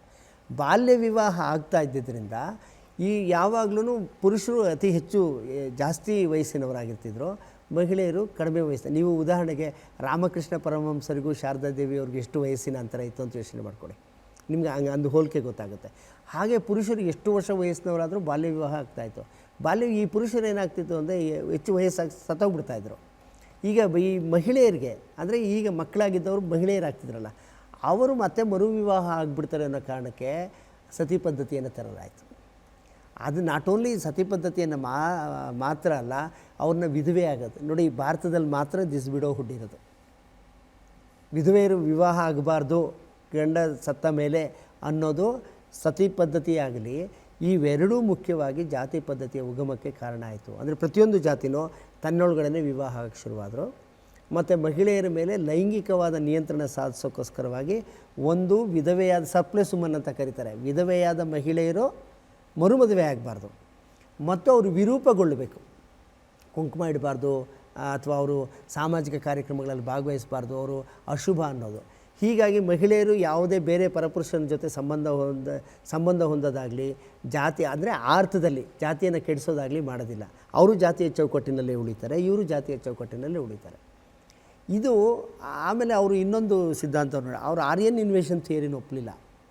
ಆದರೆ ಆರ್ಯರ ಇದು ವಿವಿಧ ಜನಾಂಗಗಳು ಭಾರತದಲ್ಲಿ ಬೆರೆತಿವೆ ಅನ್ನೋದ್ರ ಬಗ್ಗೆ ಅವ್ರಿಗೆ ಆಳವಾದ ನಂಬಿಕೆ ಇತ್ತು. ಆಮೇಲೆ ನಾನು ಆವಾಗ ಓದುವಾಗ ಏನಾಯ್ತು ಅಂದರೆ, ನನಗೆ ಶಿವರಾಮ್ ಸರ್, ನಾನು ಇದು DNA ಸ್ಟಡೀಸ್ ಓದ್ತಾ ಇದ್ದಲ್ಲ, DNA ಸ್ಟಡೀಸ್ ಮಾಡಿದ್ದಾರೆ ವಿಜ್ಞಾನಿಗಳು ಇತ್ತೀಚೆಗೆ ಜಾತಿ ಉಗಮ ಕುರಿತು. ಅಂದರೆ ಪ್ರಪಂಚದ ವಿವಿಧ ಭಾಗಗಳಲ್ಲಿನ ಜನರ DNA ತೆಗೆದು ಜಾತಿ ಪದ್ಧತಿ ಉಗಮ ಹೇಗಾಯಿತು ಅಂತ. ಉಗಮ ಹೇಗಾಯಿತು ಸರಿ, ಜಾತಿ ಪದ್ಧತಿಯ ಉಗಮದ ಬಗ್ಗೆ ಅವರೇನು ಹೇಳ್ತಾರೆ, DNA ಬೇರೆ ಬೇರೆ ಉಕ್ರೇನಿಂದ ಬಂದರು, ಭಾರತಕ್ಕೆ ಇರಾನಿಂದ ಬಂದರು, ಎಲ್ಲರೂ ಆಫ್ರಿಕಾದಿಂದ ಬಂದರು ಅಂತ ಹೇಳ್ತಾರೆ. ಎಲ್ಲರೂ ಆಫ್ರಿಕಾದಿಂದ, ಮೂಲ ಔಟ್ ಆಫ್ ಆಫ್ರಿಕಾ ಥಿಯರಿ ಅಂತ ಕರೀತಾರೆ ವೈಜ್ಞಾನಿಕ. ಆದರೆ ಅವ್ರು ಮುಂದಕ್ಕೆ ಏನು ಎಕ್ಸ್ಪ್ಲೈನ್ ಮಾಡಲಿಲ್ಲ. ಆದರೆ ಒಂದು ಮಾತು ಹೇಳ್ತಾರೆ ಯಾರೋ ವಿಜ್ಞಾನಿಗಳು, ಈ ಮಗಧರ ಕಾಲದಲ್ಲಿ ಅಥವಾ ಗುಪ್ತರ ಕಾಲದಲ್ಲಿ ಇವಾಗ ಯಾವಾಗಲೂ ಜಾತಿ ಪದ್ಧತಿ ಉಗಮ ಆಗಿದೆ, ಒಳಬಾಂಧವ್ಯ ವಿವಾಹದಿಂದ ಆಗಿದೆ ಅಂತ. ಆ DNA ಏನು ತೋರಿಸುತ್ತೆ ಅಂದರೆ ಆಯಾ ಜಾತಿಗಳಲ್ಲಿ ವಿವಾಹ ಆಗಿರೋದನ್ನು ತೋರಿಸುತ್ತೆ. ಆವಾಗ ನನಗೆ ಇಟ್ ವಾಸ್ ಸ್ಟನ್ನಿಂಗ್. ನನಗೆ ಆವಾಗ ಒಂಥರ ಇಟ್ ವಾಸ್ ಅಮೇಝಿಂಗ್ ಅನ್ನಿಸ್ತು. ಯಾಕಂದರೆ ಅವ್ರು ಹೇಳಿದ ವಿಚಾರಗಳಿಗೂ, ಬಾಬಾ ಸಾಹೇಬ್ ಅಂಬೇಡ್ಕರ್ ಹೇಳಿದ ವಿಚಾರಗಳಿಗೂ, ಈ DNA ಅಧ್ಯಯನಗಳ ಮೂಲಕ ಕಂಡುಬಂದ ವಿಚಾರಗಳಿಗೂ ಒಂದು ಸಾಮ್ಯತೆ ಇತ್ತು. ನಾನು ಯಾಕೆ Ambedkar perspective is very important ಅಂತ ಹೇಳ್ತೀನಿ ಅಂದರೆ ಹೀ ಕುಡ್ ವಿಜುವಲೈಸ್ ಇಟ್. ಅವರು ಮುಂದೆ ಹಿಂಗೆ ಆಗ್ಬೋದು, ಅದು ಇದೆಲ್ಲ ಸುಮ್ಮನೆ ಅಂದರೆ ಏನೋ ಋಷಿಗಳ ಥರ ಅಥವಾ ಯಾರೋ ಒಬ್ಬ ಸ್ವಾಮೀಜಿ ಭವಿಷ್ಯದ ಥರ ಬರಲ್ಲ. Because he studied so much, he put lot of efforts into the research. ಅವರು ಸಂಶೋಧನೆಗೆ ತುಂಬ ಶ್ರಮ ಹಾಕಿದ್ರು. ರಿಸರ್ಚ್ ಅಂದರೆ ನಾವು ಕಲಿಬೇಕಾಗಿರೋದು. ಸಂಶೋಧನೆ ಎಷ್ಟು ಆಳವಾದ ಅಧ್ಯಯನ, ಎಷ್ಟು ಆಳವಾದ ಸಂಶೋಧನೆ ಮಾಡ್ತೀವೋ ನಾವು, ನಮಗೆ ಸಾಮಾಜಿಕ ರಚನೆಯು ಅಷ್ಟೇ ಚೆನ್ನಾಗಿ ಅರ್ಥ ಆಗುತ್ತೆ. ಇಲ್ಲಾಂದರೆ ನಮಗೆ ಸಾಮಾಜಿಕ ರಚನೆ ಅರ್ಥ ಆಗಲ್ಲ. ಅವ್ರಿಗೆ ಕ್ಲಾರಿಟಿ ಇತ್ತು. ರಿಲಿಜನ್ ಬಗ್ಗೆ ಮಾತಾಡ್ತಾ ಇದ್ದಲ್ಲ, ಅವರು ಅನ್ಹಿಲಿನೇಷನ್ ಆಫ್ ಕಾಸ್ಟ್ ಅಂತ ಬರೀತಾರೆ, ಜಾತಿ ವಿನಾಶ. ಅಂದರೆ ಅವರು ಒಂದು ಭಾಷಣ ಮಾಡೋಕ್ಕೂ ಅದೆಲ್ರಿಗೂ ಗೊತ್ತಿರೋಂಥ ಕಥೆನೇ. ಅವ್ರು ಲಾಹೋರ್ಗೆ ಜಾತ್ ಪತ್ ತೋಡಕ್ ಮಂಡಲ್ ಅಂತ ಒಂದಿರುತ್ತೆ, ಮಂಡಲಿ ಅಂತಿರುತ್ತೆ. ಜಾತಿ ಗೀತಿ ಬಿಟ್ಬಿಡಿ ಅನ್ನೋ ಮಂಡಳಿ ಅನ್ನೋ ಅರ್ಥ ಅದು. ಅವರು ಲಾಹೋರ್ಗೆ ಹೋಗಬೇಕಿತ್ತು. ಲಾಹೋರ್ಗೆ ಹೋದಾಗ, ಆದರೆ ಲಾಹೋರು ಆ ಮಂಡಳಿಯಲ್ಲಿ ಒಂದು ಇರುತ್ತೆ, ಒಂದು ನಿಯಮ ಇರುತ್ತೆ. ಯಾರಾದರೂ ಅಲ್ಲಿ ಅಧ್ಯಕ್ಷ ಭಾಷಣ ಮಾಡೋಕ್ಕೆ ಹೋಗೋರು ಮೊದಲೇ ತಮ್ಮ ಪ್ರತಿಯನ್ನು ಕಳಿಸಿರಬೇಕು. ಅಂಬೇಡ್ಕರ್ ಏನು ಮಾಡ್ತಾರೆ, ತಮ್ಮ ಪ್ರತಿಯನ್ನು ಕಳಿಸ್ತಾರೆ, ಇವರು ಭಾಷಣ ಮಾಡೋ ಪ್ರತಿಯನ್ನು. ಅವರು ಇಲ್ಲ ನೀವು ತಿದ್ದುಪಡಿ ಮಾಡಿಕೊಡಿ ಅಂತಾರೆ. ನಾನು ಎಂದೂ ಇವರು ನಮಗಿಂತ ಮೇಲ್ಜಾತಿಗಳು ಎಂದು ಕರೆಸಿಕೊಳ್ಳುವವರು ಅಥವಾ ಹಿಂದೂಗಳ ನಾನು ಸಭೆಗೆ ಹೋಗೋದಿಲ್ಲ. ನಾನು ಹೋಗಿ ಅವ್ರಿಗೆ ಹೇಳಿ ಪ್ರಯೋಜನ ಇಲ್ಲ. Because I cannot change them. ಅವ್ರ ಹೋರಾಟದಲ್ಲಿ ಗೊತ್ತಿತ್ತಲ್ಲ, ನಾನು ಭಾರತ ಸಮಾಜವನ್ನು ಅಷ್ಟು ಬದಲಾವಣೆ ಮಾಡೋದಕ್ಕೆ ಸಾಧ್ಯ ಇಲ್ಲ. ನಿಮಗೂ ಗೊತ್ತಿದೆ, ನಮಗೂ ಗೊತ್ತಿದೆ. ಎಷ್ಟೊಂದು ಜನ ಬಂದು ಹೋದಾದ್ರೂ ಏನು ಅಂತ ಬದಲಾವಣೆ ಆಗಲ್ಲ. ಹಾಗಾಗಿ ನೀವು ಕರೆದ್ರಿ ಅಂತ ನಾನು ಬರ್ತೀನಿ. ಅದಕ್ಕಾಗಿ ನಾನು ಅದರಲ್ಲಿ ಒಂದು ವಾಕ್ಯನೂ ಚೇಂಜ್ ಮಾಡಲ್ಲ. ಅದು that has become annihilation of caste ಅಂತ ಇದೆ ನೋಡಿ. ಅದು ಈಗ ಕಾರ್ಲ್ ಮಾರ್ಕ್ಸ್ ಅವ್ರದ್ದು ಪ್ರಣಾಳಿಕೆ ಇದೆ ಗೊತ್ತಾ ನಿಮಗೆ? ಕಾರ್ಲ್ ಮಾರ್ಕ್ಸ್ ಕಮ್ಯುನಿಸ್ಟ್ ಮ್ಯಾನಿಫೆಸ್ಟೋ ಅಂತ. ಕಾರ್ಲ್ ಮಾರ್ಕ್ಸ್ ಮತ್ತು ಎಂಗೆಲ್ಸ್ ಅವರು ಜಗತ್ತಿಗೆ ರಚಿಸಿರುವ ಪ್ರಣಾಳಿಕೆ ಎಷ್ಟು ಮುಖ್ಯವೋ, ಈ ಅನ್ಹಿಲೇಷನ್ ಆಫ್ ಕಾಸ್ಟು ಭಾರತದಲ್ಲಿನ ಸಾಮಾಜಿಕ ಬದಲಾವಣೆಯ one of the best text. ಅದು ಯಾಕೆ ಬೆಸ್ಟ್ ಟೆಕ್ಸ್ಟ್ ಅಂದರೆ, ಅವರು ಅದರಲ್ಲಿ ಅಮೂಲಾಗ್ರವಾಗಿ ನಮ್ಮ ಹಿಂದೂ ಧರ್ಮದಲ್ಲಿ ಅವ್ರು ಯಾರನ್ನು ಬೈತಿಲ್ಲ ಅಲ್ಲಿ. And social reformer he is trying to show. ಅವ್ರು ಏನು ಮಾಡಿದ್ದಾರೆ, ಪ್ರಯತ್ನ ಪಟ್ಟಿದ್ದಾರೆ ಅಂದರೆ ಸಮಾಜ ಸುಧಾರಣೆಗೆ ಹಿಂದೂ ಇರಬಹುದಾದ ದೋಷಗಳೇನು. ಸರಳವಾಗಿ ಹೇಳಬೇಕಂದ್ರೆ 4 ವಾಕ್ಯದಲ್ಲಿ ಹೇಳ್ಬೋದು. ಮಹಿಳೆಯರ ಅಸಮಾನತೆ ಇದೆ, ಅದನ್ನು ಬಿಡಿ. ಅಸ್ಪೃಶ್ಯತೆ ಇದೆ, ಅದು ಭಾರತಕ್ಕೆ ಒಳ್ಳೆಯದಲ್ಲ, ಭಾರತಕ್ಕೆ ಒಳ್ಳೇದು ಮಾಡಲ್ಲ. ಜಾತಿ ಪದ್ಧತಿ ಇದೆ, ಅದು ಒಳ್ಳೇದು ಮಾಡಲ್ಲ. ಸಹಭೋಜನ ಮಾಡಿ, ಸಾಧ್ಯವಾದ ಅಂತರ್ಜಾತಿ ವಿವಾಹ ಆಗಿ, ಅದರ ಮೂಲಕ ಜಾತಿಯನ್ನು ನಾವು ವಿನಾಶ ಮಾಡ್ಬೋದು. ಜಾತಿಯನ್ನು ಯಾಕೆ ವಿನಾಶ ಮಾಡಬೇಕಂದ್ರೆ, ನಾವು ಈ ಭಾರತ ಒಗ್ಗಟ್ಟು, ಈ ಜಾತಿ ಪದ್ಧತಿಯ ಕಾರಣಕ್ಕಾಗಿ, ಕಲಹದ ಕಾರಣಕ್ಕಾಗಿ ನಾವು ಎಂದೂ ಒಗ್ಗಟ್ಟಾದ ದೇಶ ಆಗಿರಲಿಲ್ಲ. ಆದರೂ ಅದನ್ನು ಹೋಗಲಾಡಿಸುವುದರ ಮೂಲಕ, ಅದಕ್ಕೆ ಅನುಗುಣವಾದ ಒಂದು ಸಂವಿಧಾನವನ್ನು ತರುವುದರ ಮೂಲಕ ನಾವು ಒಂದು ಸುಂದರವಾದ ಒಗ್ಗಟ್ಟಿನಿಂದ ಎಲ್ಲರೂ ವೆಲ್ಫೇರ್ ಅಂತೀವಲ್ಲ, ಒಂದು ಸಮಾನವಾದ ಕಲ್ಯಾಣ ರಾಜ್ಯವನ್ನು ಸ್ಥಾಪಿಸ್ಬೋದು ಅಂತ ಅವ್ರ ನಂಬಿಕೆ ಆಗಿತ್ತು. ಅವ್ರ ಒಟ್ಟು ಸಾಮಾಜಿಕ ಚಿಂತನೆಗಳ ಸಾರ ಇದೆ ಅಂದ್ಕೊಂಡಿದ್ದೀನಿ. ನೀವೇನಾದರೂ ಪ್ರಶ್ನೆ ಕೇಳ್ಬೋದು. Thank you so much. ಸರ್ವಾಂಗ ಸುಂದರ ಭಾರತ ನಿರ್ಮಾಣ ಅಂಬೇಡ್ಕರ್ ಅವರ ಕನಸಾಗಿತ್ತು. ಅದನ್ನೇ ಪ್ರಬುದ್ಧ ಭಾರತ ಅಂತ ಕರಿತೀವಿ ನಾವು. ಸರ್ ಹೇಳಿದ ಅನೇಕ ವಿಚಾರಗಳು, ಅವರ ಚಿಂತನೆಗಳನ್ನು ನೋಡಿದಾಗ ಅಂಬೇಡ್ಕರ್ ಬಹಳ ದೊಡ್ಡ ರಾಷ್ಟ್ರಪ್ರೇಮಿ, ದೇಶಪ್ರೇಮಿ ಅನ್ನೋದರಲ್ಲಿ ಎರಡನೇ ಮಾತೇ ಇಲ್ಲ. ಇವೆಲ್ಲವೂ ಯಾಕೆ ಈ ಪ್ರಯತ್ನಗಳಾಯಿತು ಅಂಬೇಡ್ಕರಿಂದ ಅಂತಂದರೆ, ಅವ್ರಿಗೊಂದು ಕನಸಿತ್ತು, ಭಾರತವನ್ನು ಸರ್ವಾಂಗ ಸುಂದರವನ್ನು ಕಟ್ಟಬೇಕು. ಆಧುನಿಕ ಭಾರತ ಇವೆಲ್ಲ ಗೊಂದಲ, ಗೋಜಲು, ಈ ಜಡತ್ವದಿಂದ ಹೊರಗೆ ಬರಬೇಕು ಅನ್ನುವಂಥದ್ದು ಅವ್ರ ಕನಸಾಗಿತ್ತು. ಎಸ್, ಈಗ ನಿಮ್ಮ ಸರದಿ. ಸರ್ ಅವರ ಉಪನ್ಯಾಸದ ಮೂಲಕ ನಿಮಗೆ ಪ್ರಶ್ನೆ ಕೇಳೋದಕ್ಕೆ ಅವಕಾಶ ಮಾಡಿಕೊಟ್ಟಿದ್ದಾರೆ. ಯಾರು ಮೊದಲ ಪ್ರಶ್ನೆ ಶುರು ಮಾಡ್ತೀರಿ? ಸರ್, ನನ್ನ ಹೆಸರು ವನ್ಯ ಶ್ರೀನಿವಾಸ್ ಅಂತ. ನಾನು ಮಾಸ್ ಮೀಡಿಯಾ ಕಮ್ಯುನಿಕೇಷನ್ ಡಿಪಾರ್ಟ್ಮೆಂಟಿಂದ. ಸರ್, ನನ್ನ ಕ್ವೆಶ್ಚನ್ ಏನು ಅಂತಂದರೆ, ಅಂಬೇಡ್ಕರ್ ಅವರು ದೊಡ್ಡ ಕನಸು ಕಟ್ಕೊಂಡಿದ್ದಾರೆ, ಲೈಕ್ ಕ್ಯಾಸ್ಟಿಸಮ್ ಇಂದ ನಾವು ಬೇಸ್ಡ್ ಆನ್ ನಮ್ಮನ್ನು ಡಿಸ್ಕ್ರಿಮಿನೇಷನ್ ಎಲ್ಲ ಮಾಡಬಾರ್ದು ಅಂತ. ಬಟ್ ಆವಾಗಿನ ಕಾಲಕ್ಕೆ ಇವಾಗ ನಾವು ತುಂಬ ಫಾರ್ವರ್ಡ್ ಬಂದಿದ್ದೀವಿ ಸರ್. ಬಟ್ ಅಂದರೂ ಕೂಡ ಇವತ್ತಿನ ದಿವಸ ಎಜುಕೇಟೆಡ್ ಒನ್ಸೇನೆ ಆಗಿರ್ಬೋದು, ಲೈಕ್ ಡಿಫ್ರೆಂಟ್ ಕಾಸ್ಟ್ ಮ್ಯಾರೇಜ್ ಮಾಡೋಕ್ಕೆ ಅವರು ಒಪ್ಪಲ್ಲ. ಅಷ್ಟೇ ಅಲ್ಲ, ಎಲ್ಲೇ ಹೋದರೂ ಈಗಲೂ ಕೂಡ ಕೆಲವೊಂದು ಟೆಂಪಲ್ಸಲ್ಲಾಗಿರ್ಬೋದು, ಬೇರೆ ಕಡೆ ಆಗಿರ್ಬೋದು, ತುಂಬ ಡಿಸ್ಕ್ರಿಮಿನೇಷನ್ ನಡೀತಿದೆ. ಎಜುಕೇಷನ್ ಇಟ್ಕೊಂಡು ನಾವು ಇಷ್ಟು ಮುಂದೆ ಬಂದಿದ್ರು ಆ ಕ್ಯಾಸ್ಟಿಸಮ್ ಅನ್ನೋದು ನಾವು ಈಗಲೂ ಕೂಡ ಪಾಲಿಸ್ತೀವಲ್ಲ ಸರ್, ಇದಕ್ಕೆ ಏನು ಹೇಳ್ತೀರಾ? ಇದಕ್ಕೆ ಮೊದಲನೇದಾಗಿ ಏನು ಹೇಳಬೇಕು ಅಂತ ಗೊತ್ತಾಗಲ್ಲ. ಯಾಕಂದರೆ ಶಿಕ್ಷಣದ ಉದ್ದೇಶ ಏನಾಗಿದೆ, ಭಾರತದ ಸ್ವಾತಂತ್ರ್ಯ ಹೋರಾಟದಲ್ಲಿ ಭಾಗವಹಿಸಿದವರು ಎಲ್ಲರೂ ಕನಸು ಏನಾಗಿದ್ರು, ಎಲ್ರಿಗೂ ಶಿಕ್ಷಣ ಕೊಡಬೇಕು ಅಂತ ಆಗಿತ್ತು. ಶಿಕ್ಷಣದ ಉದ್ದೇಶ ಏನು? ಕೇವಲ ಉದ್ಯೋಗ ಪಡೆಯೋದಲ್ಲ, ಭಾರತೀಯ ಸಮಾಜದಲ್ಲಿ ಬದಲಾವಣೆ ತರಬೇಕು ಅಂತಿತ್ತು. ಆದರೆ ಶಿಕ್ಷಣ ಪಡೆದ ಮೇಲೂ ಕೂಡ ಅವ್ರಿಗೆ ಶಿಕ್ಷಣ ಅಂದರೆ ಅಕ್ಷರಗಳು ಗೊತ್ತಿದೆ, ಅವರು ಅಕ್ಷರಸ್ಥೆ ಹೊರತು ಶಿಕ್ಷಣ ಪಡೆದವರಲ್ಲ. ಡಿಗ್ರಿ ಪಡೆದಿದೆ, ಅವರು BE ಮಾಡಿದ್ದಾರೆ, MBBS ಮಾಡಿದ್ದಾರೆ, ಸೇ ಹ್ಯಾವ್ ಡನ್ ಮೈ PhD ಅಂದರೆ ಅವರೆಲ್ಲ ಅಕ್ಷರಸ್ಥರು ಅಂತ ನಾನು ಕರಿತೀನಿ. ಅವರನ್ನೆಲ್ಲರೂ ಶಿಕ್ಷಿತರು ಅಂತ ಕರೆಯಲ್ಲ. ಮತ್ತು ಅವರಿಗೆ ಸಾಮಾಜಿಕ ಶಿಕ್ಷಣ ಇಲ್ಲ. ಮತ್ತು ಅವ್ರಿಗೆ ಯಾರಾದರೂ ಜಾತಿ ಪದ್ಧತಿಯನ್ನು ಅನುಸರಿಸಿದ್ರೆ, ನಾನು ಒಂದೇ ಮಾತು ಹೇಳ್ತೀನಿ, ಕ್ಯಾಸ್ಟ್ ಈಸ್ ಆಂಟಿ ನ್ಯಾಷನಲ್. ಯಾವುದನ್ನೋ ದೇಶದ್ರೋಹ ಅಂತ ಕರೀತಾರೆ. ಯಾರು ಜಾತಿ ಪದ್ಧತಿಯನ್ನು ಆಚರಿಸ್ತಾರೋ ಅವರು ದೇಶದ್ರೋಹವನ್ನು ಮಾಡ್ತಿದ್ದಾರೆ ಅಂತಲೇ ಅರ್ಥ ಮಾಡ್ಕೋಬೇಕು. ಅವ್ರಿಗೆ ಆ ತಿಳುವಳಿಕೆ ಬರಬೇಕು. ಈ ಮಾಧ್ಯಮದ ಮೂಲಕ ನಾನು ವಿನಂತಿ ಮಾಡ್ತೀನಿ, ಯಾರಾದರೂ ಹಾಗಾದರೆ ನಮ್ಮ ದೇಶವನ್ನು ವಿಭಜಿಸುವ ರೀತಿ ಅದು. ಒಂದು ಸಾರಿ ನೀವು ಜಾತಿ ಪದ್ಧತಿ, ಈಗ ಬಾಹ್ಯ ಶತ್ರುಗಳು ಬಂದು ನಮ್ಮ ದೇಶವನ್ನು ವಿಭಜಿಸ್ತಾರೆ, ಅಥವಾ ಬೇರೆ ಯಾರೋ ವಲಸಿಗರು ಬಂದು ನಮ್ಮ ದೇಶವನ್ನು ವಿಭಜಿಸ್ತಾರೆ ಅನ್ನೋದಕ್ಕಿಂತ, ನಾವು ನಮ್ಮ ದೇಶದಲ್ಲಿಯೇ ನಮ್ಮ ಪಕ್ಕದ ಮನೆಗಳಲ್ಲಿಯೇ ನಾವು ಒಂದಾಗದೇ ಹೋದರೆ ನಾವು ಅನ್ಯರನ್ನು ದೂರಿ ಏನು ಪ್ರಯೋಜನ? ನಮ್ಮ ಮನೆಯನ್ನು ನಾವು ಅಚ್ಚುಕಟ್ಟಾಗಿ ತೊಳೆಯದ ಹೊರತು ಬೀದಿಯಲ್ಲಿ ಏನೋ ಗಲೀಜು ಬಿದ್ದಿದೆ ಅಂದರೆ ಪ್ರಯೋಜನ ಇಲ್ಲ. ಹಾಗಾಗಿ ಇನ್ನೂ ನಾವು ಹಾಗಂತ ನಿರಾಶರಾಗಬೇಕಿಲ್ಲ. ನಾವು ಹೆಚ್ಚು ಪ್ರಯತ್ನವನ್ನು ಪಡ್ಬೋದು. ಈಗ ನಿಮ್ಮಂಥ ಯುವಜನರ ಜೊತೆ ಸಂವಾದ ಏರ್ಪಡಿಸಿರೋದು ಏನಕ್ಕೆ ಅಂದರೆ, ಈ ಒಂದು ಡೈಲಾಗ್ ಇದೆಯಲ್ಲ, ನಿಮ್ಮಲ್ಲಿ ಆ ಪ್ರಶ್ನೆ ಬಂತಲ್ಲ, ನಾವು ಮುಂದೆ ನಮ್ಮ ದೇಶಕ್ಕೆ ಅನುಕೂಲವಾಗುವಂತೆ ನಮ್ಮ ದೇಶ ಪ್ರೇಮವನ್ನು ಮೆರಿಬೇಕಂದ್ರೆ ನಾವು ಇದನ್ನು ಮಾಡಬಾರ್ದು. ನಾವು ಜಾತಿ ಆಧಾರದ ಮೇಲಾಗಲಿ, ನಮ್ಮ ಸಂವಿಧಾನದ ಪ್ರಸ್ತಾವನೆಯೇ ಹೇಳ್ತಲ್ಲ, ನಾವು ಜಾತಿ ಆಧಾರದ ಮೇಲಾಗಲಿ, ಧರ್ಮದ ಆಧಾರದ ಮೇಲಾಗಲಿ, ಭಾಷೆಯ ಆಧಾರದ ಮೇಲಾಗಲಿ, ಲಿಂಗತ್ವದ ಆಧಾರದ ಮೇಲಾಗಲಿ ನಾವು ಅಸಮಾನತೆಯನ್ನು ಆಚರಿಸಬಾರದು. ಹಾಗಾಗಿ ನಮ್ಮ ಕರ್ತವ್ಯ ಏನು ಇರುತ್ತೆ, ಪ್ರತಿಯೊಂದು ಸಮಾಜದಲ್ಲಿ ಇರುತ್ತೆ. ಅದು ಒಂದೇ ಸಾರಿ ತೊಡೆದು ಹಾಕೋಕ್ಕಾಗಲ್ಲ. ಆದರೆ ಎಲ್ಲ ಯುವ ಜನರ ಜೊತೆ ನಾವು ಯಾಕೆ ಸಂವಾದ ಮಾಡ್ತಿದ್ದೀವಿ?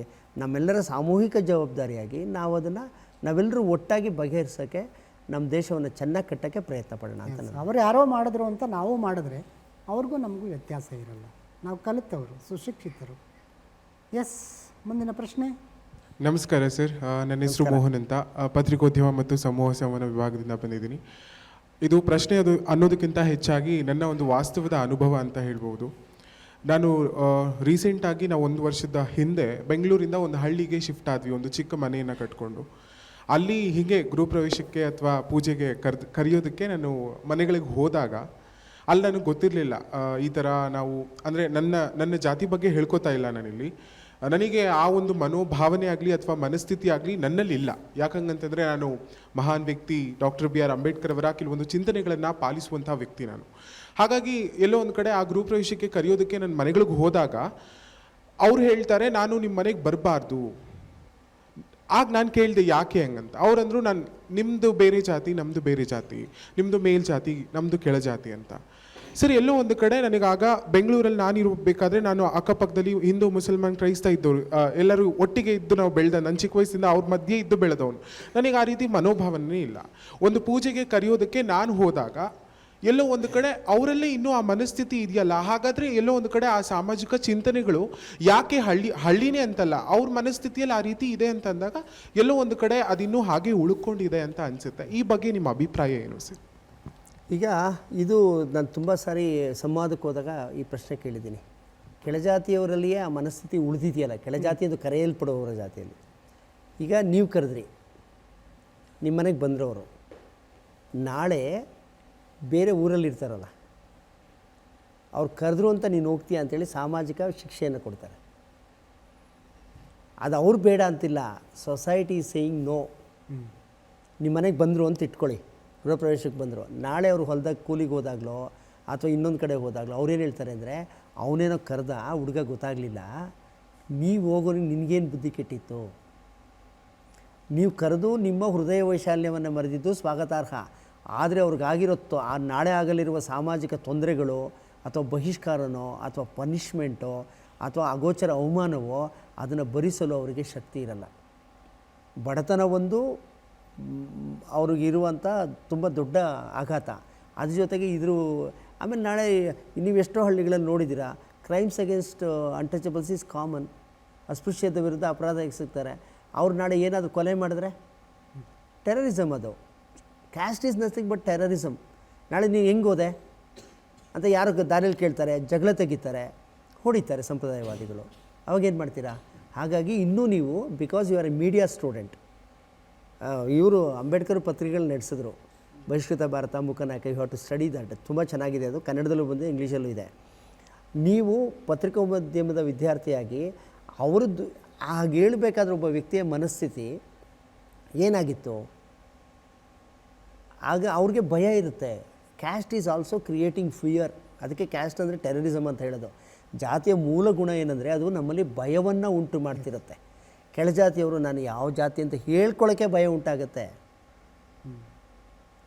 ಅಷ್ಟು ಬೇಡ, ಸಾರ್ವಜನಿಕವಾಗಿ ದೊಡ್ಡ ದೊಡ್ಡ ನಾಯಕರೇ ನಾನು ಮಾಂಸಾಹಾರ ತಿಂತೀನಿ ಅಂತ ಹೇಳೋಕ್ಕೆ ಕಷ್ಟ ಆಗುತ್ತೆ. ಭಾರತ ಈಗ ಸರ್ವೆ ಹೇಳೋ ಪ್ರಕಾರ 80% ಮಾಂಸಾಹಾರಿಗಳಿರುವ ದೇಶ ಇದು, 80%ಕ್ಕಿಂತ ಜಾಸ್ತಿ. ತಮಿಳ್ನಾಡಲ್ಲಿ 2% ಮಾತ್ರ ವೆಜಿಟೇರಿಯನ್ಸ್ ಇದ್ದಾರಂತೆ. ಇಷ್ಟು ನಾನ್ ವೆಜಿಟೇರಿಯನ್ಸ್ ಇದ್ದು, ಇಷ್ಟು ಮಾಂಸಾಹಾರಿಗಳಿದ್ದು, ನಾನು ಮಾಂಸಾಹಾರಿ ಎಂದು ಸಾರ್ವಜನಿಕ ನಾಯಕರೊಬ್ಬರು ಅವ್ರು ಹೇಳ್ಕೊಳ್ಳೋಕೆ ಕಷ್ಟಪಡ್ತಾರೆ ಅಂದರೆ ನಮ್ಮ ಸಮಾಜದಲ್ಲಿ ಜಾತಿಯು ಎಷ್ಟು ಉಸಿರುಗಟ್ಟಿಸಿದ ಅಗೋಚರವಾದ ಭಯ ಮತ್ತು ಅಂಥ ವಾತಾವರಣವನ್ನು ಉಂಟು ಮಾಡಿದೆ ಅನ್ನೋದು ನೀವು ಒಬ್ಬ ಪತ್ರಿಕೋದ್ಯಮದ ವಿದ್ಯಾರ್ಥಿಯಾಗಿ ಮತ್ತಷ್ಟು ಎಕ್ಸ್ಪ್ಲೋರ್ ಮಾಡಬೇಕು ಅಂತ ಕೋರ್ಕೊಳ್ತೀನಿ. ಧನ್ಯವಾದ sir. So do you think these things will still carry in the future also? Will it turn? Because why I'm asking is, now we face all these things, and upcoming generation, even though if they learn, then this will become an anti things. They can't replace again. The humans will not survive more. What do you think about this? Anusha, ಅಂದರೆ ನನಗೆ there are 2 things here. ಚೇಂಜೇ ಆಗಲ್ಲ ಅಂತ ಹೇಳಲ್ಲ ನಾನು. As A group, ಈಗ ನಿಮ್ಮ ಕ್ಯಾಂಪಸ್ಸಲ್ಲಿ, ನಮ್ಮ class ರೂಮ್ಸಲ್ಲಿ ನಾವು ಚೇಂಜ್ ಆಗಿದ್ದೀವಿ. ಆಮೇಲೆ ಒಂದು ಸಿಟಿಯಲ್ಲಿ ಈ ಜಾತಿದು ಒಂದು ವಿಶೇಷ ಏನಂದರೆ ಅದು ಬೇಕಾದಾಗ ಬೇಕಾದ ಅವತಾರ ತಾಳುತ್ತೆ. ಈ ಜಾತಿ ಪ್ರಾಕ್ಟೀಸ್ ಮಾಡೋರು, ಕ್ಯಾಸ್ಟ್ ಪ್ರಾಕ್ಟೀಸ್ ಮಾಡೋರು ಓಟ್ ಹಾಕುವಾಗ ಕ್ಯಾಸ್ಟ್ ಪ್ರಾಕ್ಟೀಸ್ ಮಾಡ್ತಾರೆ, ಅವ್ರ ಜಾತಿಯವ್ರಿಗೆ ಓಟ್ ಹಾಕ್ತಾರೆ. ಇನ್ನೂ ಟೈಮಲ್ಲಿ ಒಳ್ಳೆಯವರಾಗಿಬಿಟ್ಟಿರ್ತಾರೆ, ಜಾತಿ ಆಗಲ್ಲ, ಜಾತಿ ಅನುಸರಿಸಲ್ಲ. ಕೆಲವು ಸಾರಿ ಅವ್ರಿಗೇನೋ ತಿನ್ನಬೇಕು ಅಂತ ಆಸೆ ಆದಾಗ ಅದನ್ನು ತಿಂದುಬಿಡ್ತಾರೆ, ಆವಾಗ ಜಾತಿ ಬಿಡ್ತಾರೆ. ಮದುವೆ ಆಗಬೇಕಾದ್ರೆ ಜಾತಿ ಅನುಸರಿಸ್ತಾರೆ. ಅವರಂದರೆ ಈಗ ಜಾತಿ ಅನ್ನೋದು ಬೇರೆ ಬೇರೆ ಶೇಪಲ್ಲಿ ಬರುತ್ತೆ. ಮದುವೆ ಆಗಾಗಿರುತ್ತೆ, ಊಟ ಮಾಡುವಾಗ ಜಾತಿ ಇರೋಲ್ಲ. ಇನ್ನೊಬ್ರ ಜೊತೆ ಯಾವುದೋ ಸ್ನೇಹ ಮಾಡುವಾಗಿರುತ್ತೆ, ಇನ್ನೊಂದು ಸಂದರ್ಭದಲ್ಲಿ ಓಟ್ ಹಾಕುವಾಗ ಆ ಜಾತಿನ ಫಾಲೋ ಮಾಡ್ತಾರೆ. ಹಾಗಾಗಿ ಕ್ಯಾಸ್ಟ್ ಕಂಟೆಕ್ಸ್ಚುಯಲ್ ಆಗಿರುತ್ತೆ. ಇದು ಅದಕ್ಕೆ ಎಸ್ ಶ್ರೀನಿವಾಸ್ ಏನು ಬರೆದಿದೆ ಅಂದರೆ ಕ್ಯಾಸ್ಟ್ ಆ್ಯಂಡ್ ಇಟ್ಸ್ ಅವತಾರ್ಸ್ ಅಂತ ಬರೆದಿದ್ದಾರೆ. ಜಾತಿಯು ಅನೇಕ ಅವತಾರಗಳನ್ನು ಎತ್ತುತ್ತೆ. ಕೆಲವು ಸಂದರ್ಭದಲ್ಲಿ ನಾನು ಜಾತಿ ಇದನ್ನೆಲ್ಲ ಬಿಟ್ಟಿದ್ದೀನಿ, ನಾನು ಸಂವಿಧಾನಬದ್ಧವಾಗಿದ್ದೀನಿ, ಇದು ಸ್ವಲ್ಪ ಕಾಂಪ್ಲೆಕ್ಸು. ಆದರೆ ನಾವು ಬದಲಾವಣೆ ನಂಬಿಕೆ ಇಡೋಣ, ಆಗುತ್ತೆ. ಬದಲಾವಣೆ ನಂಬಿಕೆ ಇಡಬೇಕು ಮತ್ತು ಆ ಬದಲಾವಣೆ ಕಡೆ ನಾವು ನಿರಂತರ, ಯಾಕಂದರೆ ಯುವಕರು ಯುವತಿಯರು ಅಂದರೆ ಆಶಾವಾದಿಗಳಾಗಿರಬೇಕು ಮತ್ತು ನೀವೇ ದಾರಿದೀಪಗಳು. ನಿಮಗೆ ಇಷ್ಟು ಅಧ್ಯಯನ, ಈ ಪತ್ರಿಕೋದ್ಯಮ, ಸಮಾಜಶಾಸ್ತ್ರ ಓದ್ತೀರ, ನಮ್ಮ ಸಮಾಜದ ದಾರಿದೀಪಗಳೇ ನೀವು. ದಾರಿದೀಪಗಳಾದ ನೀವು ಎಲ್ಲರಿಗೂ ದೀಪವನ್ನು ಹಿಡಿದು ದಾರಿಯನ್ನು ತೋರಿಸಿದ್ರೆ ಆ ದಾರಿಯಲ್ಲಿ ಬರ್ತಾರೆ. ಈ ಯೂತ್ಸ್ ಎಷ್ಟು ಸಾಲಿಡ್ ಆಗಿದ್ದಾರೆ ನೋಡ್ರಿ. ಈಗ ಆಶಾಭಾವನೆ ಇಟ್ಕೊಂಡ್ರೆ ನಮ್ಮ ಸಮಾಜ ಬದಲಾವಣೆ ಆಗುತ್ತೆ. ಅಂದರೆ ಸಮಾಜದ ಒಂದು ಭಾಗ ನೀವು, ಕರೆಕ್ಟಾ? ಮತ್ತೆ ನಿಮ್ಮ ಎಜುಕೇಷನ್ ಎಲ್ಲ ಮುಗಿಸ್ಕೊಂಡು ಮತ್ತೆ ಅದೇ ಸಮಾಜಕ್ಕೆ ಹೋಗ್ತೀರಿ. ಅದೇ ಸಮಾಜದಲ್ಲಿ ಈವರೆಗೆ ಬಂದಿರತಕ್ಕಂಥ ಅಧ್ವಾನಗಳೇ ನಿಮ್ಮ ಬದುಕಿನಲ್ಲೂ ಇದ್ದರೆ ಬಹುಶಃ ಈ ಸಂವಾದಕ್ಕೆ ಅರ್ಥ ಇರಲ್ಲ, ಅಥವಾ ನೀವು ಪಡ್ಕೊಂಡಿರ್ತಕ್ಕಂಥ ಮಾಸ್ಟರ್ ಡಿಗ್ರಿಗೋ PhDಗೋ ಅರ್ಥ ಇರಲ್ಲ. ಇವೆಲ್ಲ ಏನಂತಂದರೆ ನಿಮ್ಮ ಏನು ಬಹಳ ಒಂಥರ ವಿವೇಕವನ್ನು ಎಚ್ಚರಿಸಬೇಕು. ಬರಗೂರು ರಾಮಚಂದ್ರಪ್ಪರು ಹೇಳಿದ್ರಲ್ಲ, ನಿಮ್ಮಲ್ಲಿ ಒಂದು ದೊಡ್ಡ ವಿವೇಕವನ್ನು ಸೃಷ್ಟಿ ಮಾಡಬೇಕು. ಆ ವಿವೇಕ ನಿಮ್ಮನ್ನು ಹೀಗೆ ಹೇಳಿದ್ರಲ್ಲ ಸರ್, ಕೈ ಹಿಡಿದು ನಡೆಸಬೇಕು, ದೀಪದಾರಿಯಾಗಿರಬೇಕು ಅಂತ. ಎಸ್, ಮುಂದಿನ ಪ್ರಶ್ನೆ. Sir, don't mistake me. Yeah. ಇವಾಗ ಆ್ಯಸ್ ಅ ಯೂತ್, ಇವಾಗ ನನಗೂ ಇದಿದೆ sir. I have that my blood boils really when I C the news, when I here so and so things. ನನಗೆ ತುಂಬ ಕೋಪ ಬರುತ್ತೆ ಸರ್. ತುಂಬ ಕಡೆ ರೈಟ್ಸ್ ಇಲ್ಲ ಸರ್. ಅದೇ ಥರ ತುಂಬ ಫೀಮೇಲ್ಸ್ಗೆ ಪ್ರಾಬ್ಲಮ್ಸ್ ಇದೆ. ನಮ್ಮ ಪ್ರಾಬ್ಲಮ್ ಏನಿದೆಯೋ ಅದನ್ನ ಆಚೆ ತರ್ತೀವಿ, ಆದರೆ ಆ ಆಚೆ ತಂದ ಮೇಲೆ ನೆಕ್ಸ್ಟ್ ಡೇ ನಾವು ಬದುಕಿರ್ತೀವ, ನಮಗೇನಾದರೂ ಸೇಫ್ ಸೆಕ್ಯೂರಿಟಿ ಇದೆಯಾ ಅಂತ ನನ್ನ ಪ್ರಶ್ನೆ sir. We won freedom by non-violence because of his consistent efforts. Baba Saheb could write constitution. Consistent effort ಅದು. ಅಂದರೆ ಎಷ್ಟು ವರ್ಷಗಳ ಎಫರ್ಟ್ ಅಂದರೆ ಅದು, ಅವರು 1960ನಲ್ಲಿ ಜಾತಿ ಪದ್ಧತಿಯ ಉಗಮದಿಂದ ಹಿಡಿದು 1950ರಲ್ಲಿ ಸಂವಿಧಾನ ಒಪ್ಪಿಕೊಳ್ಳುವವರೆಗೆ ಕನ್ಸಿಸ್ಟೆಂಟ್ ಎಫರ್ಟ್ ಅದು. ಈ ಕನ್ಸಿಸ್ಟೆಂಟ್ ಎಫರ್ಟಲ್ಲಿ there are 2 ways of doing it. ನಿಮ್ಮ ಕೋಪ ಅರ್ಥ ಆಗುತ್ತೆ ನಿಮ್ಮ ವಯಸ್ಸಿಗೆ, ಆದರೆ ಇದು ಕನ್ವಿನ್ಸಿಂಗ್ ಆಗಿ ನಿಧಾನಗತಿಯಲ್ಲಿ ನಡಿಬೇಕಾಗತ್ತೆ. ಕನ್ವಿನ್ಸಿಂಗ ಅದು ನಮ್ಮ ಸಮಾಜದಲ್ಲಿ ತುಂಬ ಕಷ್ಟ. ಅದು ಯಾವಾಗ ಈ ಒಂದು ಸಾಮಾಜಿಕ ಬದಲಾವಣೆ ಯಾವಾಗ ಆಗುತ್ತೆ, ವ್ಯಕ್ತಿಗತ ಪರಿವರ್ತನೆಯಿಂದ ಸಾಮಾಜಿಕ ಪರಿವರ್ತನೆಗಳಿಗೆ ಸಾಗಬೇಕು. ನಾನು ರಿಕ್ವೆಸ್ಟ್ ಮಾಡ್ತಿರೋದು, ಕುವೆಂಪು ಅವರು ಅದನ್ನು ಹೇಳ್ತಾರೆ, ನಮ್ಮೊಳಗಡೆ ಮೊದಲು ಬದಲಾವಣೆ ಆಗುತ್ತಾ. ಆಮೇಲೆ ನೀವು ಹೇಳಿದ್ದು ಸೇಫ್ಟಿ ಅನ್ನೋದು ನಮ್ಮ ದೇಶದಲ್ಲಿ ರಕ್ಷಣೆ ಇದೆ ಅಂತ ಅಂದ್ಕೊಂಡಿದ್ದೀನಿ. ತುಂಬ ಸಿನಿಮ್ಯಾಟಿಕ್ಕಾಗಿ ನಡೆಯಲ್ಲ. ಆಮೇಲೆ ಯಾವುದೋ ಎಕ್ಸೆಪ್ಷನಲ್ ಆಗಿ ಯಾರೋ ಒಬ್ಬ ಕ್ರಿಮಿನಲ್ಲು ತನ್ನ ಮಗಳನ್ನು ಕೊಂದರು ಅಂತಂದರೆ ಕೊಂದ ಅಂತಂದರೆ ಅದು ಎಲ್ಲ ಕಡೆಯೂ ಸಂಭವಿಸುತ್ತೆ ಅನ್ನಲ್ಲ. You can educate people, you can convince people, you can talk to them. ಅವ್ರ ಜೊತೆ ಮಾತಾಡ್ಬೋದು, ನೀವು ಈ ಥರ ಅವೇರ್ನೆಸ್ ಕೊಡ್ಬೋದು, ಬರಿಬೋದು, ಬದಲಾವಣೆ ತರಕ್ಕೆ ಸಾಧ್ಯ ಆಗುತ್ತೆ. ಯಾಕಂದರೆ ಕೋಟಿ ಜನ ಬದಲಾವಣೆ ತಂದವರಿದ್ದಾರೆ, ಬದಲಾವಣೆಗೆ ಒಳಪಟ್ಟವರಿದ್ದಾರೆ. ನೀವು ಹೇಳುವಷ್ಟು ನಮ್ಮ ಸಂವಿಧಾನದ ರಕ್ಷಣೆ ಪೊಲೀಸ್ ಇದೆ, ನ್ಯಾಯಾಲಯ ಇದೆ, ಮತ್ತು ನಮಗೊಂದು ನಾವೇ ಸೇರಿದಂಥ ಪ್ರಜಾಪ್ರಭುತ್ವ ಸರ್ಕಾರ ಇದೆ. ಅಷ್ಟೊಂದು ಭಯಪಡೋ ಅಗತ್ಯ ಇಲ್ಲ. ಅಷ್ಟೊಂದು ಅಂಥ ಭಯಾನಕ ವಾತಾವರಣ ಇದೆ ಅನ್ಸಲ್ಲ. ಇರೋ ಕಡೆ ನಾವು ಸ್ವಲ್ಪ ಸುರಕ್ಷಿತವಾಗಿರೋ ಥರ ನೋಡ್ಕೋಬೇಕಾಗತ್ತೆ. Myself Shweta, I'm studying in MA in English. I have two questions, sir. One is Hindu Code Wheel. So during post-colonial time, when it was introduced, that time human condition was like not too good. Then Ambedkar decided to introduce this Hindu Code Wheel.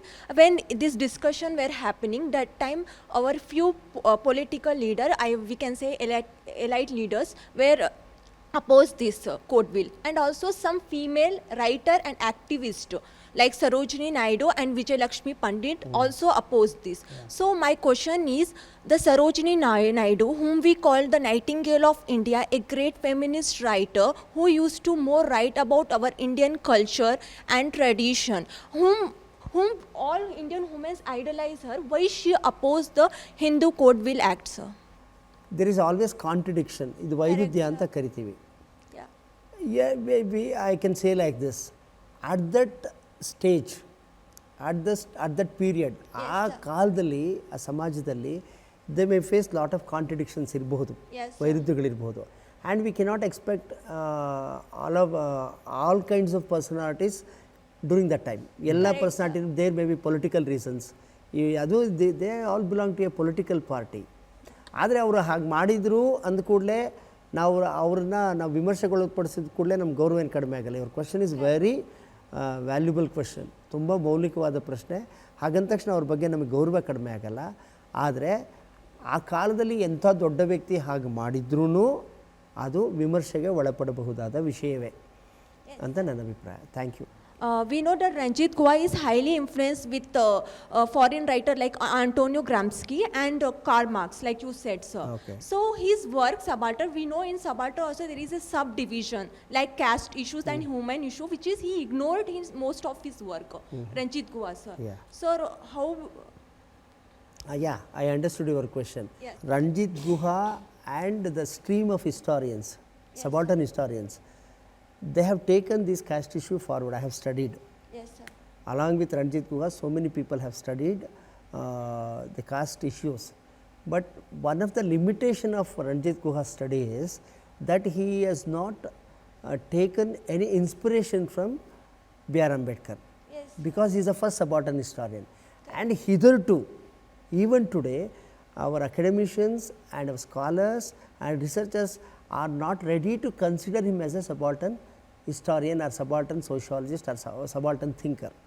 That is limitation is always there. But anyway, we cannot ignore the contributions of Ranjit Guha, because he is influenced by Antonio Gramsci. If you study Antonio Gramsci closely, you find a similarity between Ambedkar and Antonio Gramsci's thinking. ನಾನೇ ಅದ್ರ ಬಗ್ಗೆ ಬರೆದಿದ್ದೀನಿ.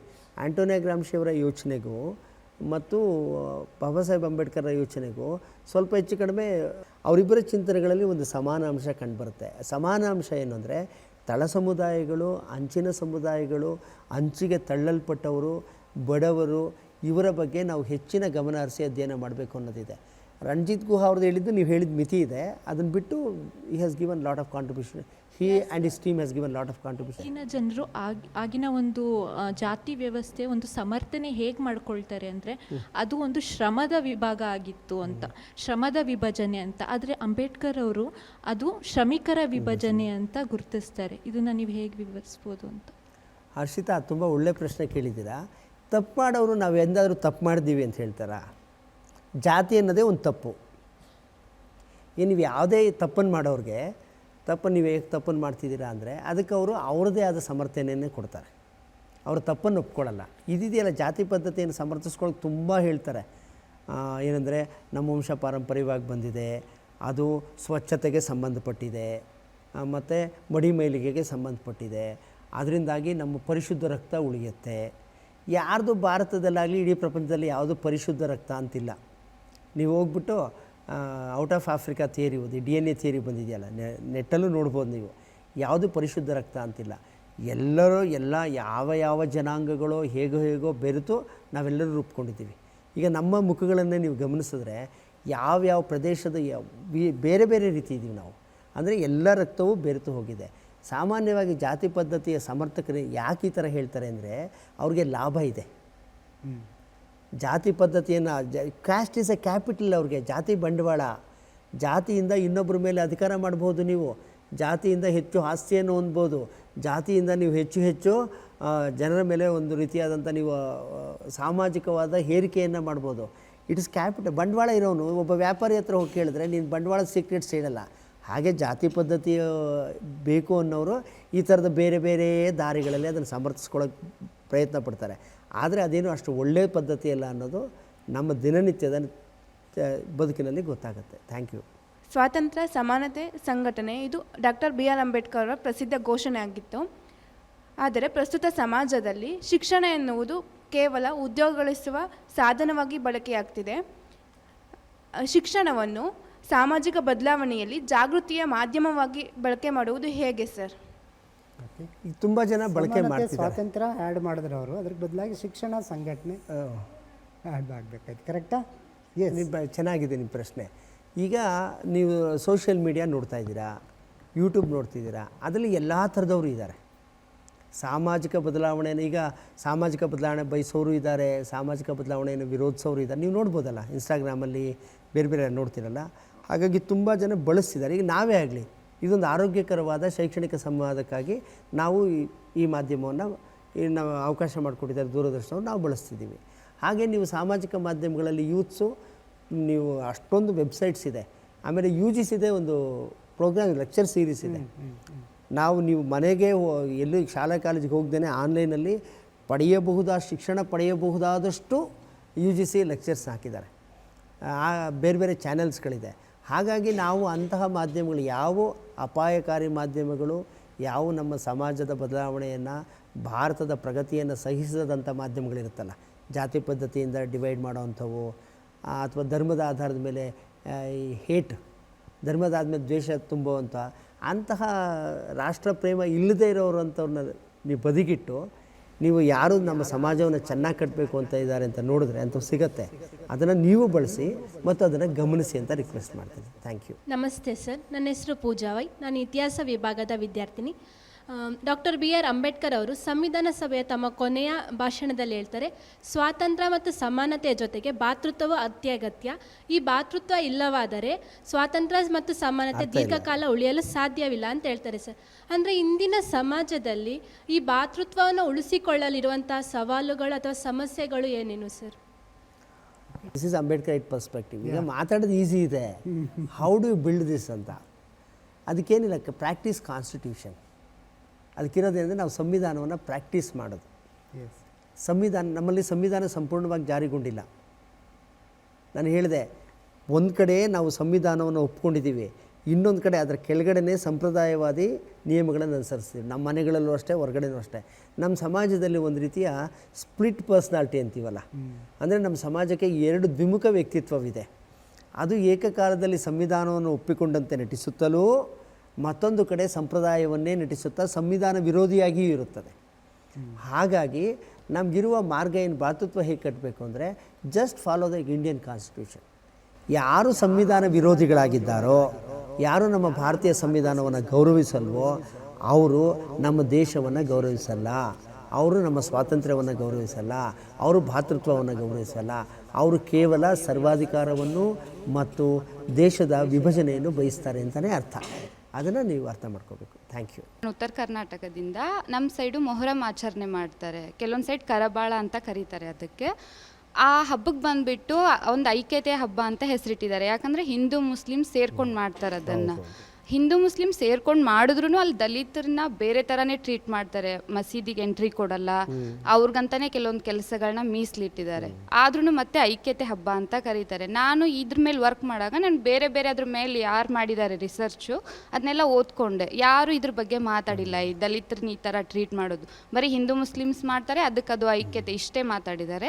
ಅದಕ್ಕೆ ನಾನು ಇದು ಹೊಸದಾಗಿ ಇದನ್ನು ಇವ್ರನ್ನ ಈ ಥರ ಟ್ರೀಟ್ ಮಾಡ್ತಾರೆ ಇನ್ನೂ ಅಂತ ನಾನು ಅದ್ರ ಮೇಲೆ ವರ್ಕ್ ಮಾಡ್ತಾ ಇದ್ದೀನಿ. ನಾನು ಇಂಟರ್ವ್ಯೂ ಕೂಡ ಮಾಡಿದೆ ನಮ್ಮ ಸೈಡು. ಅವ್ರು ಇವಾಗಲೂ ಹೇಳ್ತಾರೆ ಇಲ್ಲ ಸೇರಿಸಲ್ಲ, ಅದು ನಮ್ಮ ಪದ್ಧತಿ ಇದೆ ಅಂತಲೇ ಹೇಳ್ತಾರೆ ಅವರು. ಈಗ ನಾನು ಆ ವರ್ಕಲ್ಲಿ ಅಂಬೇಡ್ಕರ್ ಚಿಂತನೆಗಳನ್ನು ಅಳವಡಿಸ್ಕೋಬೇಕಂದ್ರೆ ಯಾವ ಥರ ಅಳವಡಿಸ್ಕೋಬೋದು? ಅದೇ ಸಬಾಲ್ಟನ್ ಅಂಬೇಡ್ಕರ್ ಪರ್ಸ್ಪೆಕ್ಟಿವ್ ಅಂದರೆ, ಈಗ ಅಂಬೇಡ್ಕರ್ ಇದನ್ನು ಅಡ್ರೆಸ್ ಮಾಡಿದ್ದಾರೆ. ಬೌದ್ಧ ಧರ್ಮಕ್ಕೆ ಯಾಕೆ ಕನ್ವರ್ಟ್ ಅಂತ ಅದು ತಪ್ಪು ಕಲ್ಪನೆ ಇದೆ ನಮಗೆ. ಇಸ್ಲಾಮಲ್ಲಿ ಜಾತಿ ಪದ್ಧತಿ ಇಲ್ಲ ಅಂತ. ಕರ್ನಾಟಕದ ಮುಸ್ಲಿಂ ಧರ್ಮದಲ್ಲಿ 36 ಜಾತಿಗಳಿವೆ. ಇಸ್ಲಾಂ ಧರ್ಮ ಒಂದಲ್ಲ. ಕ್ರಿಶ್ಚಿಯನ್ನರಲ್ಲಿ ನಾವು ಹಿಂದೂ ಧರ್ಮದಲ್ಲಿ ಎಷ್ಟು ಜಾತಿಗಳಿದ್ದಾವೋ ಕ್ರಿಶ್ಚಿಯನ್ರಲ್ಲೂ ಅಷ್ಟೇ ಜಾತಿಗಳಿದ್ದಾವೆ. ಕ್ರಿಶ್ಚಿಯನಾಗಿ ಕನ್ವರ್ಟ್ ಆಗಿರೋರು ರೆಡ್ಡಿ ಕ್ರಿಶ್ಚಿಯನ್, ನಾನು ನೋಡಿದೆ ರೆಡ್ಡಿ ಕ್ರಿಶ್ಚಿಯನ್ ಸಂಘಗಳನ್ನೇ ನೋಡಿದ್ದೀನಿ, ಬಲಿಜಾ ಕ್ರಿಶ್ಚಿಯನ್ ಸಂಘಗಳನ್ನು ನೋಡಿದ್ದೀನಿ. ಹಾಗಾಗಿ ನಮ್ಮ ಮೊದಲನೆಯ ತಪ್ಪು ಕಲ್ಪನೆಯನ್ನು ಏನು ನಿವಾರಿಸಬೇಕು ಅಂದರೆ, ಸಿಖ್ ಧರ್ಮದಲ್ಲಿಯೂ ಜಾತಿ ಪದ್ಧತಿ ಇದೆ, ಇಸ್ಲಾಂನಲ್ಲಿಯೂ ಜಾತಿ ಪದ್ಧತಿ ಇದೆ, ಹಾಗೆಯೇ ಕ್ರಿಶ್ಚಿಯನ್ ಧರ್ಮದಲ್ಲಿಯೂ ಜಾತಿ ಪದ್ಧತಿ ಇದೆ. ಯಾಕಂದರೆ ಈ ಭಾರತದಲ್ಲಿ ಅವ್ರ ಧರ್ಮಕ್ಕೆ ಪರಿವರ್ತನೆ ಆಗೋದಾಗ ಹಾಗೆ ಜಾತಿ ಸಮೇತ ಪರಿವರ್ತನೆ ಆಗಿದ್ದಾರೆ. ಅವರು ಧರ್ಮ ಬಿಟ್ಟರು ಜಾತಿಯನ್ನು ಬಿಟ್ಟಿಲ್ಲ. ಅದು ಒಂದಂಶ, ಅದನ್ನು ಕ್ಯಾರಿ ಮಾಡ್ತಾಯಿದ್ದಾರೆ. ಎರಡನೇದಾಗಿ ಈ ಮೊಹರಂ ಅಂತ ಆಚರಿಸೋದು ಹೇಳ್ತಿದ್ದೀರಲ್ಲ, ಅದಕ್ಕೆ ಫಂಡ್ ಮಾಡೋರು ಯಾರು ಫಂಡ್ ಮಾಡ್ತಾರೆ? ಅದನ್ನು ಯಾರು ಲೀಡ್ ಮಾಡ್ತಾರೆ? ಸಾಮಾನ್ಯವಾಗಿ ಯಾರು ಜಾತಿಯನ್ನು ಸಮರ್ಥಿಸ್ತಾರೋ ಪ್ರಬಲ ಜಾತಿಗಳು ಅದನ್ನು ಮುನ್ನೆಲೆಯಿರ್ತಾರೆ. ಅವರು ಮುನ್ನೆಲೆಯಿರೋದ್ರಿಂದ ಅವ್ರು ಯಾರು ಫಂಡ್ ಮಾಡ್ತಾರೋ, ಯಾರು ಪ್ರಬಲ ಮುನ್ನೆಲೆಯಿರ್ತಾರೋ ಅವರು ಸಾಮಾನ್ಯವಾಗಿ ಜಾತಿನ ಪ್ರಾಕ್ಟೀಸ್ ಮಾಡ್ತಾರೆ. ಅದು ಮೊಹರಂ ಹಬ್ಬ ಅನ್ನೋದು ಈಗ ಈ ಎಮ್.ಎನ್. ಶ್ರೀನಿವಾಸ್ ಅವರು ಅದನ್ನು ಹೇಳ್ತಾರೆ. ಈಗ ನಮ್ಮೂರಲ್ಲಿ ತುಂಬ ಗ್ರಾಮದಲ್ಲಿ ಐಕ್ಯತೆ ಇದೆ, ಗ್ರಾಮಗಳು ಸುಂದರವಾಗಿದೆ ಅಂತಾರಲ್ಲ. ಈ ಅಂಬೇಡ್ಕರ್ ನೀವು ಸ್ಟಡಿ ಮಾಡಿ, ನೀವು ಹೇಳಿ, ನಿಮ್ಗೆ ಕೊಡ್ತೀನಿ ನನ್ನ ಬುಕ್ಕು. ಅಂಬೇಡ್ಕರ್ ಅದಕ್ಕೆ ಒಂದೇ ಮಾತಲ್ಲಿ ಹೇಳ್ತಾರೆ, ಗ್ರಾಮಗಳು ಯಾರಿಗೆ ಸುಂದರವಾಗಿದೆ? ಯಾರಿಗೆ ಸುಂದರವಾಗಿದೆ? ನಾನು ನಮ್ಮೂರಲ್ಲಿ ಬಸ್ ಇಳಿದಾಗ ಕೆಳಜಾತಿಯ ವ್ಯಕ್ತಿಗಳು ಪಂಚೆ ಉಟ್ಕೊಂಡಿದ್ರೆ ಪಂಚೆ ತೆಗೆದು ಶರ್ಟ್ ತೆಗೆದು ಅದನ್ನು ಬ್ಯಾಗಲ್ಲಿ ಹಾಕ್ಕೊಂಡು ನಿಕ್ಕರು ಬನ್ನಿನಲ್ಲಿ ಹೋಗೋದು ನೋಡಿದ್ದೀನಿ. ನನ್ನ ಗ್ರಾಮಕ್ಕೆ ಎಂಟ್ರಾಗ್ತಲೇ ನಿನಗೆ ಅವಮಾನ ಎಂಟ್ರಾಗ್ತಾ ಹೋಗುತ್ತೆ. ಅದಕ್ಕೆ ಅವ್ರು ಗ್ರಾಮಗಳನ್ನು ಏನು ಹೇಳ್ತಾರೆ ಅಂದರೆ, ಗ್ರಾಮಗಳು ಜಾತಿಯ ಬಿಲಗಳು. That is what Ambedkar perspective is. Ambedkar perspective ಅಂದರೆ it gives you sharp, it will sharpen your views. ನಮ್ಮ ದೃಷ್ಟಿಕೋನವನ್ನು ಹರಿತಗೊಳಿಸುತ್ತೆ. ಅಂದರೆ ಒಬ್ಬ ಸಂಶೋಧಕ ವಿದ್ಯಾರ್ಥಿಯು ಎಲ್ಲರೂ ನೋಡುವುದಕ್ಕಿಂತ ಭಿನ್ನವಾಗಿ, ಈಗ ನಿಮ್ಮ ಗ್ರಾಮಕ್ಕೆ ಹೋದರೂ ನಿಮಗೆ ಯು ಅಬ್ಸರ್ವ್ ಇಟ್. ಇದೇನು ಹೊಸ್ದಾಗೇನು ನಾವ್ಯಾರು ಕಂಡುಹಿಡಿಬೇಕಾಗಿಲ್ಲ. ಹಾಗಾಗಿ ಅಲ್ಲಿರುವುದು. ಆದರೆ ನೀವು ರೆಹಮತ್ ತರೀಕರ್ ಅಧ್ಯಯನ ಮಾಡಿದ್ದಾರೆ ಮೊಹರಂ ಬಗ್ಗೆ, ಅಂಬೇಡ್ಕರ್ ಇಸ್ಲಾಂ ಬಗ್ಗೆ ಬರೆದಿರೋದಿದೆ. ಮತ್ತು ಅವ್ರು ಬೌದ್ಧ ಧರ್ಮಕ್ಕೆ ಹೋಗಿ ನವಯಾನ ಅಂತ ಯಾಕೆ ಶುರು ಮಾಡಿದ್ರು ಅಂದರೆ, ಈ ಎಲ್ಲ ಧರ್ಮಗಳಲ್ಲಿಯೂ ಜಾತಿ ಪದ್ಧತಿ ಇದೆ, ಇಲ್ಲೇನಾದರೂ ಜಾತಿ ಪದ್ಧತಿ ಇಲ್ಲದೇ ಇರೋ ಥರ ನಾವು ನೋಡ್ಕೋಬೋದಾ ಅಂತ ಕನ್ವರ್ಟ್ ಆದರು ಅವರು ಬೌದ್ಧ ಧರ್ಮಕ್ಕೆ. ಆದರೆ ಅವರ ನಿಧನ ನಂತರ ಬೌದ್ಧ ಧರ್ಮಕ್ಕೂ ಜಾತಿ ಪದ್ಧತಿಯ ಪ್ರವೇಶವನ್ನು ಪಡೆಯಿತು. Thank you. ಇನ್ನೊಂದು ಕ್ವಶನ್, ನೀವು ಲಾಸ್ಟಲ್ಲಿ ನಿಮ್ಮ ಮಾತು ಮುಗಿಸ್ಬೇಕಿದ್ರೆ ಟೋಟಲಾಗಿ ಅಂಬೇಡ್ಕರ್ ಏನು ಹೇಳಿದ್ದಾರೆ ಅಂತ ಹೇಳಿದ್ರಿ. ಮಹಿಳೆಯರ ಸ್ಥಾನಮಾನ ಎಲ್ಲ ಸಮಾನ ಅವಕಾಶ, ಸಮಾನ ಭೋಜನ ಅಂದ್ರಿ ನೀವು. ಅವ್ರು ನಿಜವಾಗ್ಲೂ ಸಮಾನ ಭೋಜನ ಮಾಡೋದ್ರಿಂದ ಜಾತಿ ವ್ಯವಸ್ಥೆ ನಿರ್ಮೂಲನೆ ಆಗುತ್ತೆ ಅಂತ ಹೇಳಿದಾರ ಸರ್? ಸಮಾನ ಭೋಜನ ಒಂದು ಸಾಧನ ಅಂತ ಹೇಳಿದ್ದಾರೆ. ಯಾಕಂದರೆ ಅವರು ಎನಿಹಿಲೇಷನ್ ಆಫ್ ಕಾಸ್ಟಲ್ಲಿ ಸಮಾನ ಭೋಜನ ಮತ್ತು ಅಂತರ್ಜಾತಿ ವಿವಾಹ ಮಾಡೋದ್ರಿಂದ ಜಾತಿ ವ್ಯವಸ್ಥೆ ನಿರ್ಮೂಲನೆ ಆಗೋದಿಲ್ಲ ಅಂತ ಹೇಳಿ ಅವ್ರಿಗೆ ಎರಡು ರೀತಿ ಇತ್ತು ಅಭಿಪ್ರಾಯ ಯಾವಾಗಲೂ. ಒಂದು ಅವ್ರು ಕೆಲವು ಮೊದಲು ಪ್ರತಿಪಾದಿಸುವಾಗ ಏನು ಮಾಡ್ತಿದ್ರು ಅವರು ಅಂದರೆ, ಇದರೆಲ್ಲ ಸಮಾನತೆ ಅಂಶಗಳನ್ನು ಅವ್ರು ಜರ್ನಲಿಸ್ಟಿಕ್ ರೈಟಿಂಗ್ಸಲ್ಲೆಲ್ಲ ಅಂದ್ಕೊಂಡ್ರು. ಆದರೆ ಕೊನೆಗೆ ಅವರು ಅಬ್ಸರ್ವ್ ಮಾಡಿದ್ಮೇಲೆ ಏನಾಯಿತು ಅಂದರೆ, ಈ ಸಮಾನ ಭೋಜನ ಮತ್ತು ಅಂತರ್ಜಾತೀಯ ವಿವಾಹ, ನಾನು ನನ್ನ ಕ್ಯಾಸ್ಟ್ ಕೆಮಿಸ್ಟ್ರಿಲಿ ಬರೆದಿದ್ದೀನಿ, ಅಂತರ್ಜಾತೀಯ ವಿವಾಹದಿಂದ ಅಥವಾ ಸಮಾನ ಭೋಜನದಿಂದ ಇದನ್ನು ಹೋಗುತ್ತೆ ಅನ್ನೋದ್ರ ನಂಬಿಕೆ ಅವ್ರಿಗೆ ಕಡಿಮೆ ಕಡಿಮೆ ಆಗೋಯ್ತು. ಅವ್ರಿಗೆ ಅಂದರೆ ಇದರಿಂದ ಆಗಲ್ವೇನೋ ಅಂತ ಅನಿಸುತ್ತೆ ನನಗೆ. ಅದಕ್ಕೆ ಅವ್ರು ಬೌದ್ಧ ಧರ್ಮಕ್ಕೆ, ಅದಕ್ಕೆ ಸಹವಾಸನೇ ಬೇಡ, ನಾನಿರುವ ಈ ಧರ್ಮದ ಸಹವಾಸವೇ ಬೇಡ, ನಾನು ಬೌದ್ಧ ಧರ್ಮಕ್ಕೆ ಹೋಗೋದ್ರಿಂದ ಅದು ಸಾಧ್ಯ ಅಂತ ಅವರು ಪ್ರಯತ್ನಪಟ್ಟರು. ಸೊ ನಾವು ಜನರಲಿಯಾಗಿ ನೋಡ್ತಾ ಇರ್ತೀವಿ. ಸೊ ದಾರಿಯಲ್ಲಿ ಹೋಗುವಾಗ ಬರುವಾಗ ಸುಮಾರು ರೋಡ್ಗಳಲ್ಲಿ ದಲಿತ ಸಂಘರ್ಷ ಸಮಿತಿ ಅಂತ ಬೋರ್ಡ್ ಹಾಕ್ಕೊಂಡಿರ್ತಾರೆ ದಲಿತ ಸಮುದಾಯದವರು. ಯಾಕೆ ಈ ರೀತಿ ಆಗ್ತಿದೆ? ಕಾನೂನಲ್ಲಿ ಇಷ್ಟು ಕೂಡ ನಮಗೆ ಅಷ್ಟು ರಿಸರ್ವೇಷನ್ ಇದ್ದರು, ಅವರಿಗೆ ಹಲವಾರು ಮೀಸಲಾತಿಗಳಿದ್ರು ಕೂಡ ಹಲವಾರು ಅವರಿಗೆ ಅಷ್ಟು ಅವರ ಒಂದು ಸಮುದಾಯಕ್ಕೆ ತೂಕವಿದ್ದರೂ ಕೂಡ ಯಾಕೆ ಜನರು ಈ ಒಂದು ಅವರನ್ನು ಅವರು ಐಡೆಂಟಿಫೈ ಯಾಕೆ ಈ ರೀತಿ ಮಾಡ್ಕೊಳ್ತಾ ಇದ್ದಾರೆ ಅಂತಕ್ಕಂಥದ್ದು ನನ್ನ ಒಂದು ಮುಖ್ಯವಾದ ಪ್ರಶ್ನೆ. ಅವರನ್ನು ಅವರು ಯಾಕೆ ಈ ರೀತಿ ಸಪ್ರೇಟಾಗಿ ಐಡೆಂಟಿಫೈ ಮಾಡ್ಕೊತಾರೆ ಒಂದು ಸೊಸೈಟಿಯಲ್ಲಿ ಅಂತ. ಮಹೇಶ್, ನೀವು ನಿಜವಾಗ್ಲೂ ತುಂಬ ಚೆನ್ನಾಗಿ ಸಮಾಜವನ್ನು ಅಬ್ಸರ್ವ್ ಮಾಡಿದ್ದೀರಾ. ಅದು ಅಷ್ಟು ಸೂಕ್ಷ್ಮವಾಗಿ ನೋಡಬೇಕು. ಆದರೆ ಇನ್ನೂ ನಿಮ್ಮ ಪ್ರಶ್ನೆಯಲ್ಲಿ 2 ಅಂಶಗಳಿದೆ. You need much more field work. ನಾವು ಯಾವುದೇ ಪ್ರಶ್ನೆ ಅಥವಾ ಯಾವುದೇ ನಮ್ಮ ಅಭಿಪ್ರಾಯಗಳು ರೂಪುಕೊಳ್ಳೋದು ಆಳವಾದ ಸಂಶೋಧನೆ ಮೂಲಕ. ನೀವು ಒಂದಷ್ಟು ಗ್ರಾಮಾಂತರ ಪ್ರದೇಶಗಳಿಗೆ ಮತ್ತು ಬೇರೆ ಬೇರೆ ಪ್ರದೇಶಗಳಿಗೆ ಹೋಗಿ, ಒಂದಷ್ಟು ಹಳ್ಳಿಗಳಿಗೆ ಹೋಗಿ, ಎಲ್ಲಿರೋ ಸ್ಲಮ್ಗಳಿಗೆ ಹೋದ್ರಿ ಸರ್, ಅಸ್ಪೃಶ್ಯರ ಮನೆಗಳಿಗೆ ಹೋಗಿ ಅವ್ರ ಜೊತೆ ವಾಸ ಮಾಡಿ ಯು ಕಮ್ ಬ್ಯಾಕ್. ಆವಾಗ ನಾನು ಹೇಳೋ ಪ್ರಶ್ನೆ ಅಲ್ಲ, ನಿಮಗೆ ಉತ್ತರ ಹೊಳೆಯೋಕ್ಕೆ ಶುರುವಾಗುತ್ತೆ. ಯಾಕೆ ಐಡೆಂಟಿಫೈ ಮಾಡ್ಕೋತಾರೆ ಅಂತ. ಆಮೇಲೆ ನಿಮ್ಗೆ ಅದು ಹೊಳಿಬೇಕು. ಯಾಕೆ ಜಾತಿ ಹೆಸರು ಹೋಟ್ಲುಗಳಿದ್ದಾವೆ, ಅವ್ರು ಯಾಕೆ ಜಾತಿ ಮೇಲೆ ಹೆಸರು ಇಟ್ಕೊಳ್ತಾರೆ, ಅವ್ರು ಯಾಕೆ ಐಡೆಂಟಿಫೈ ಮಾಡ್ಕೊಳ್ತಾರೆ ಅಂತ that question also come to your. ಅದು ಬರಬೇಕು ನಿಮ್ಮ ಮನಸ್ಸಿಗೆ. ಈಗ ನೀವು ಹೋಗ್ತಾ ಇದ್ದರೆ ಕೆಲವು ಜಾತಿಗಳೆಲ್ಲ ತಮ್ಮ ಜಾತಿಗಳ ಹೆಸರಲ್ಲೇ ಬೋರ್ಡ್ ಹಾಕ್ಕೊಂಡಿರ್ತಾರೆ. ಇವ್ರು ಯಾಕೆ ನಮ್ಮ ದೇಶದಲ್ಲಿದ್ದು ನಾವೆಲ್ಲರೂ ಒಂದೇ ಆಗಿದ್ದು ತಮ್ಮ ಜಾತಿ ಹೆಸರಲ್ಲಿ ಇಟ್ಕೊಂಡಿದ್ದಾರೆ, ಐಡೆಂಟಿಫೈ ಯಾಕೆ ಮಾಡ್ಕೊತಿದ್ದಾರೆ, ಅವ್ರ ಹೆಸರಲ್ಲೇ ಜಾತಿ ಯಾಕೆ ಇಟ್ಕೊಂಡಿದ್ದಾರೆ? ಆ ಪ್ರಶ್ನೆಗಳನ್ನು ಈ ಪ್ರಶ್ನೆ ಜೊತೆ ನೋಡಿದ್ರೆ ದೆನ್ ಯು ವಿಲ್ ಅಂಡರ್ಸ್ಟ್ಯಾಂಡ್. ಸಮಾಜ ಅಂಬೇಡ್ಕರ್ ಕಂಡಂಥ ಸಮಾಜ ಬೇಕು ನಮಗೆ. ಅಥವಾ ನೀವು ಯಾರೋ ಇನ್ನೊಬ್ಬರನ್ನ ಯಾರನ್ನೋ ನೀವು ಆರಾಧಿಸ್ಬೋದು, ನಂಬಬಹುದು. ಅಂಥ ಮಹನೀಯ ವ್ಯಕ್ತಿ, ಅಂಥ ಸಮಾಜ ಸುಧಾರಕ ಕಂಡಂಥ ಸಮಾಜ ನಮ್ಮ ಎದುರಿಗೆ ಬರಬೇಕು. ಹಾಗಾಗಿ ಆ ಕಡೆ ಹೆಜ್ಜೆ ಇಡುವ ಕೆಲಸವನ್ನು ನಿಮ್ಮಿಂದ ವಿಶ್ವವಿದ್ಯಾಲಯನೂ ಬಯಸುತ್ತೆ, ನಮ್ಮ ವಾಹಿನಿಯೂ ಕೂಡ ಬಯಸುತ್ತೆ. Thank you very much. ಮತ್ತೊಮ್ಮೆ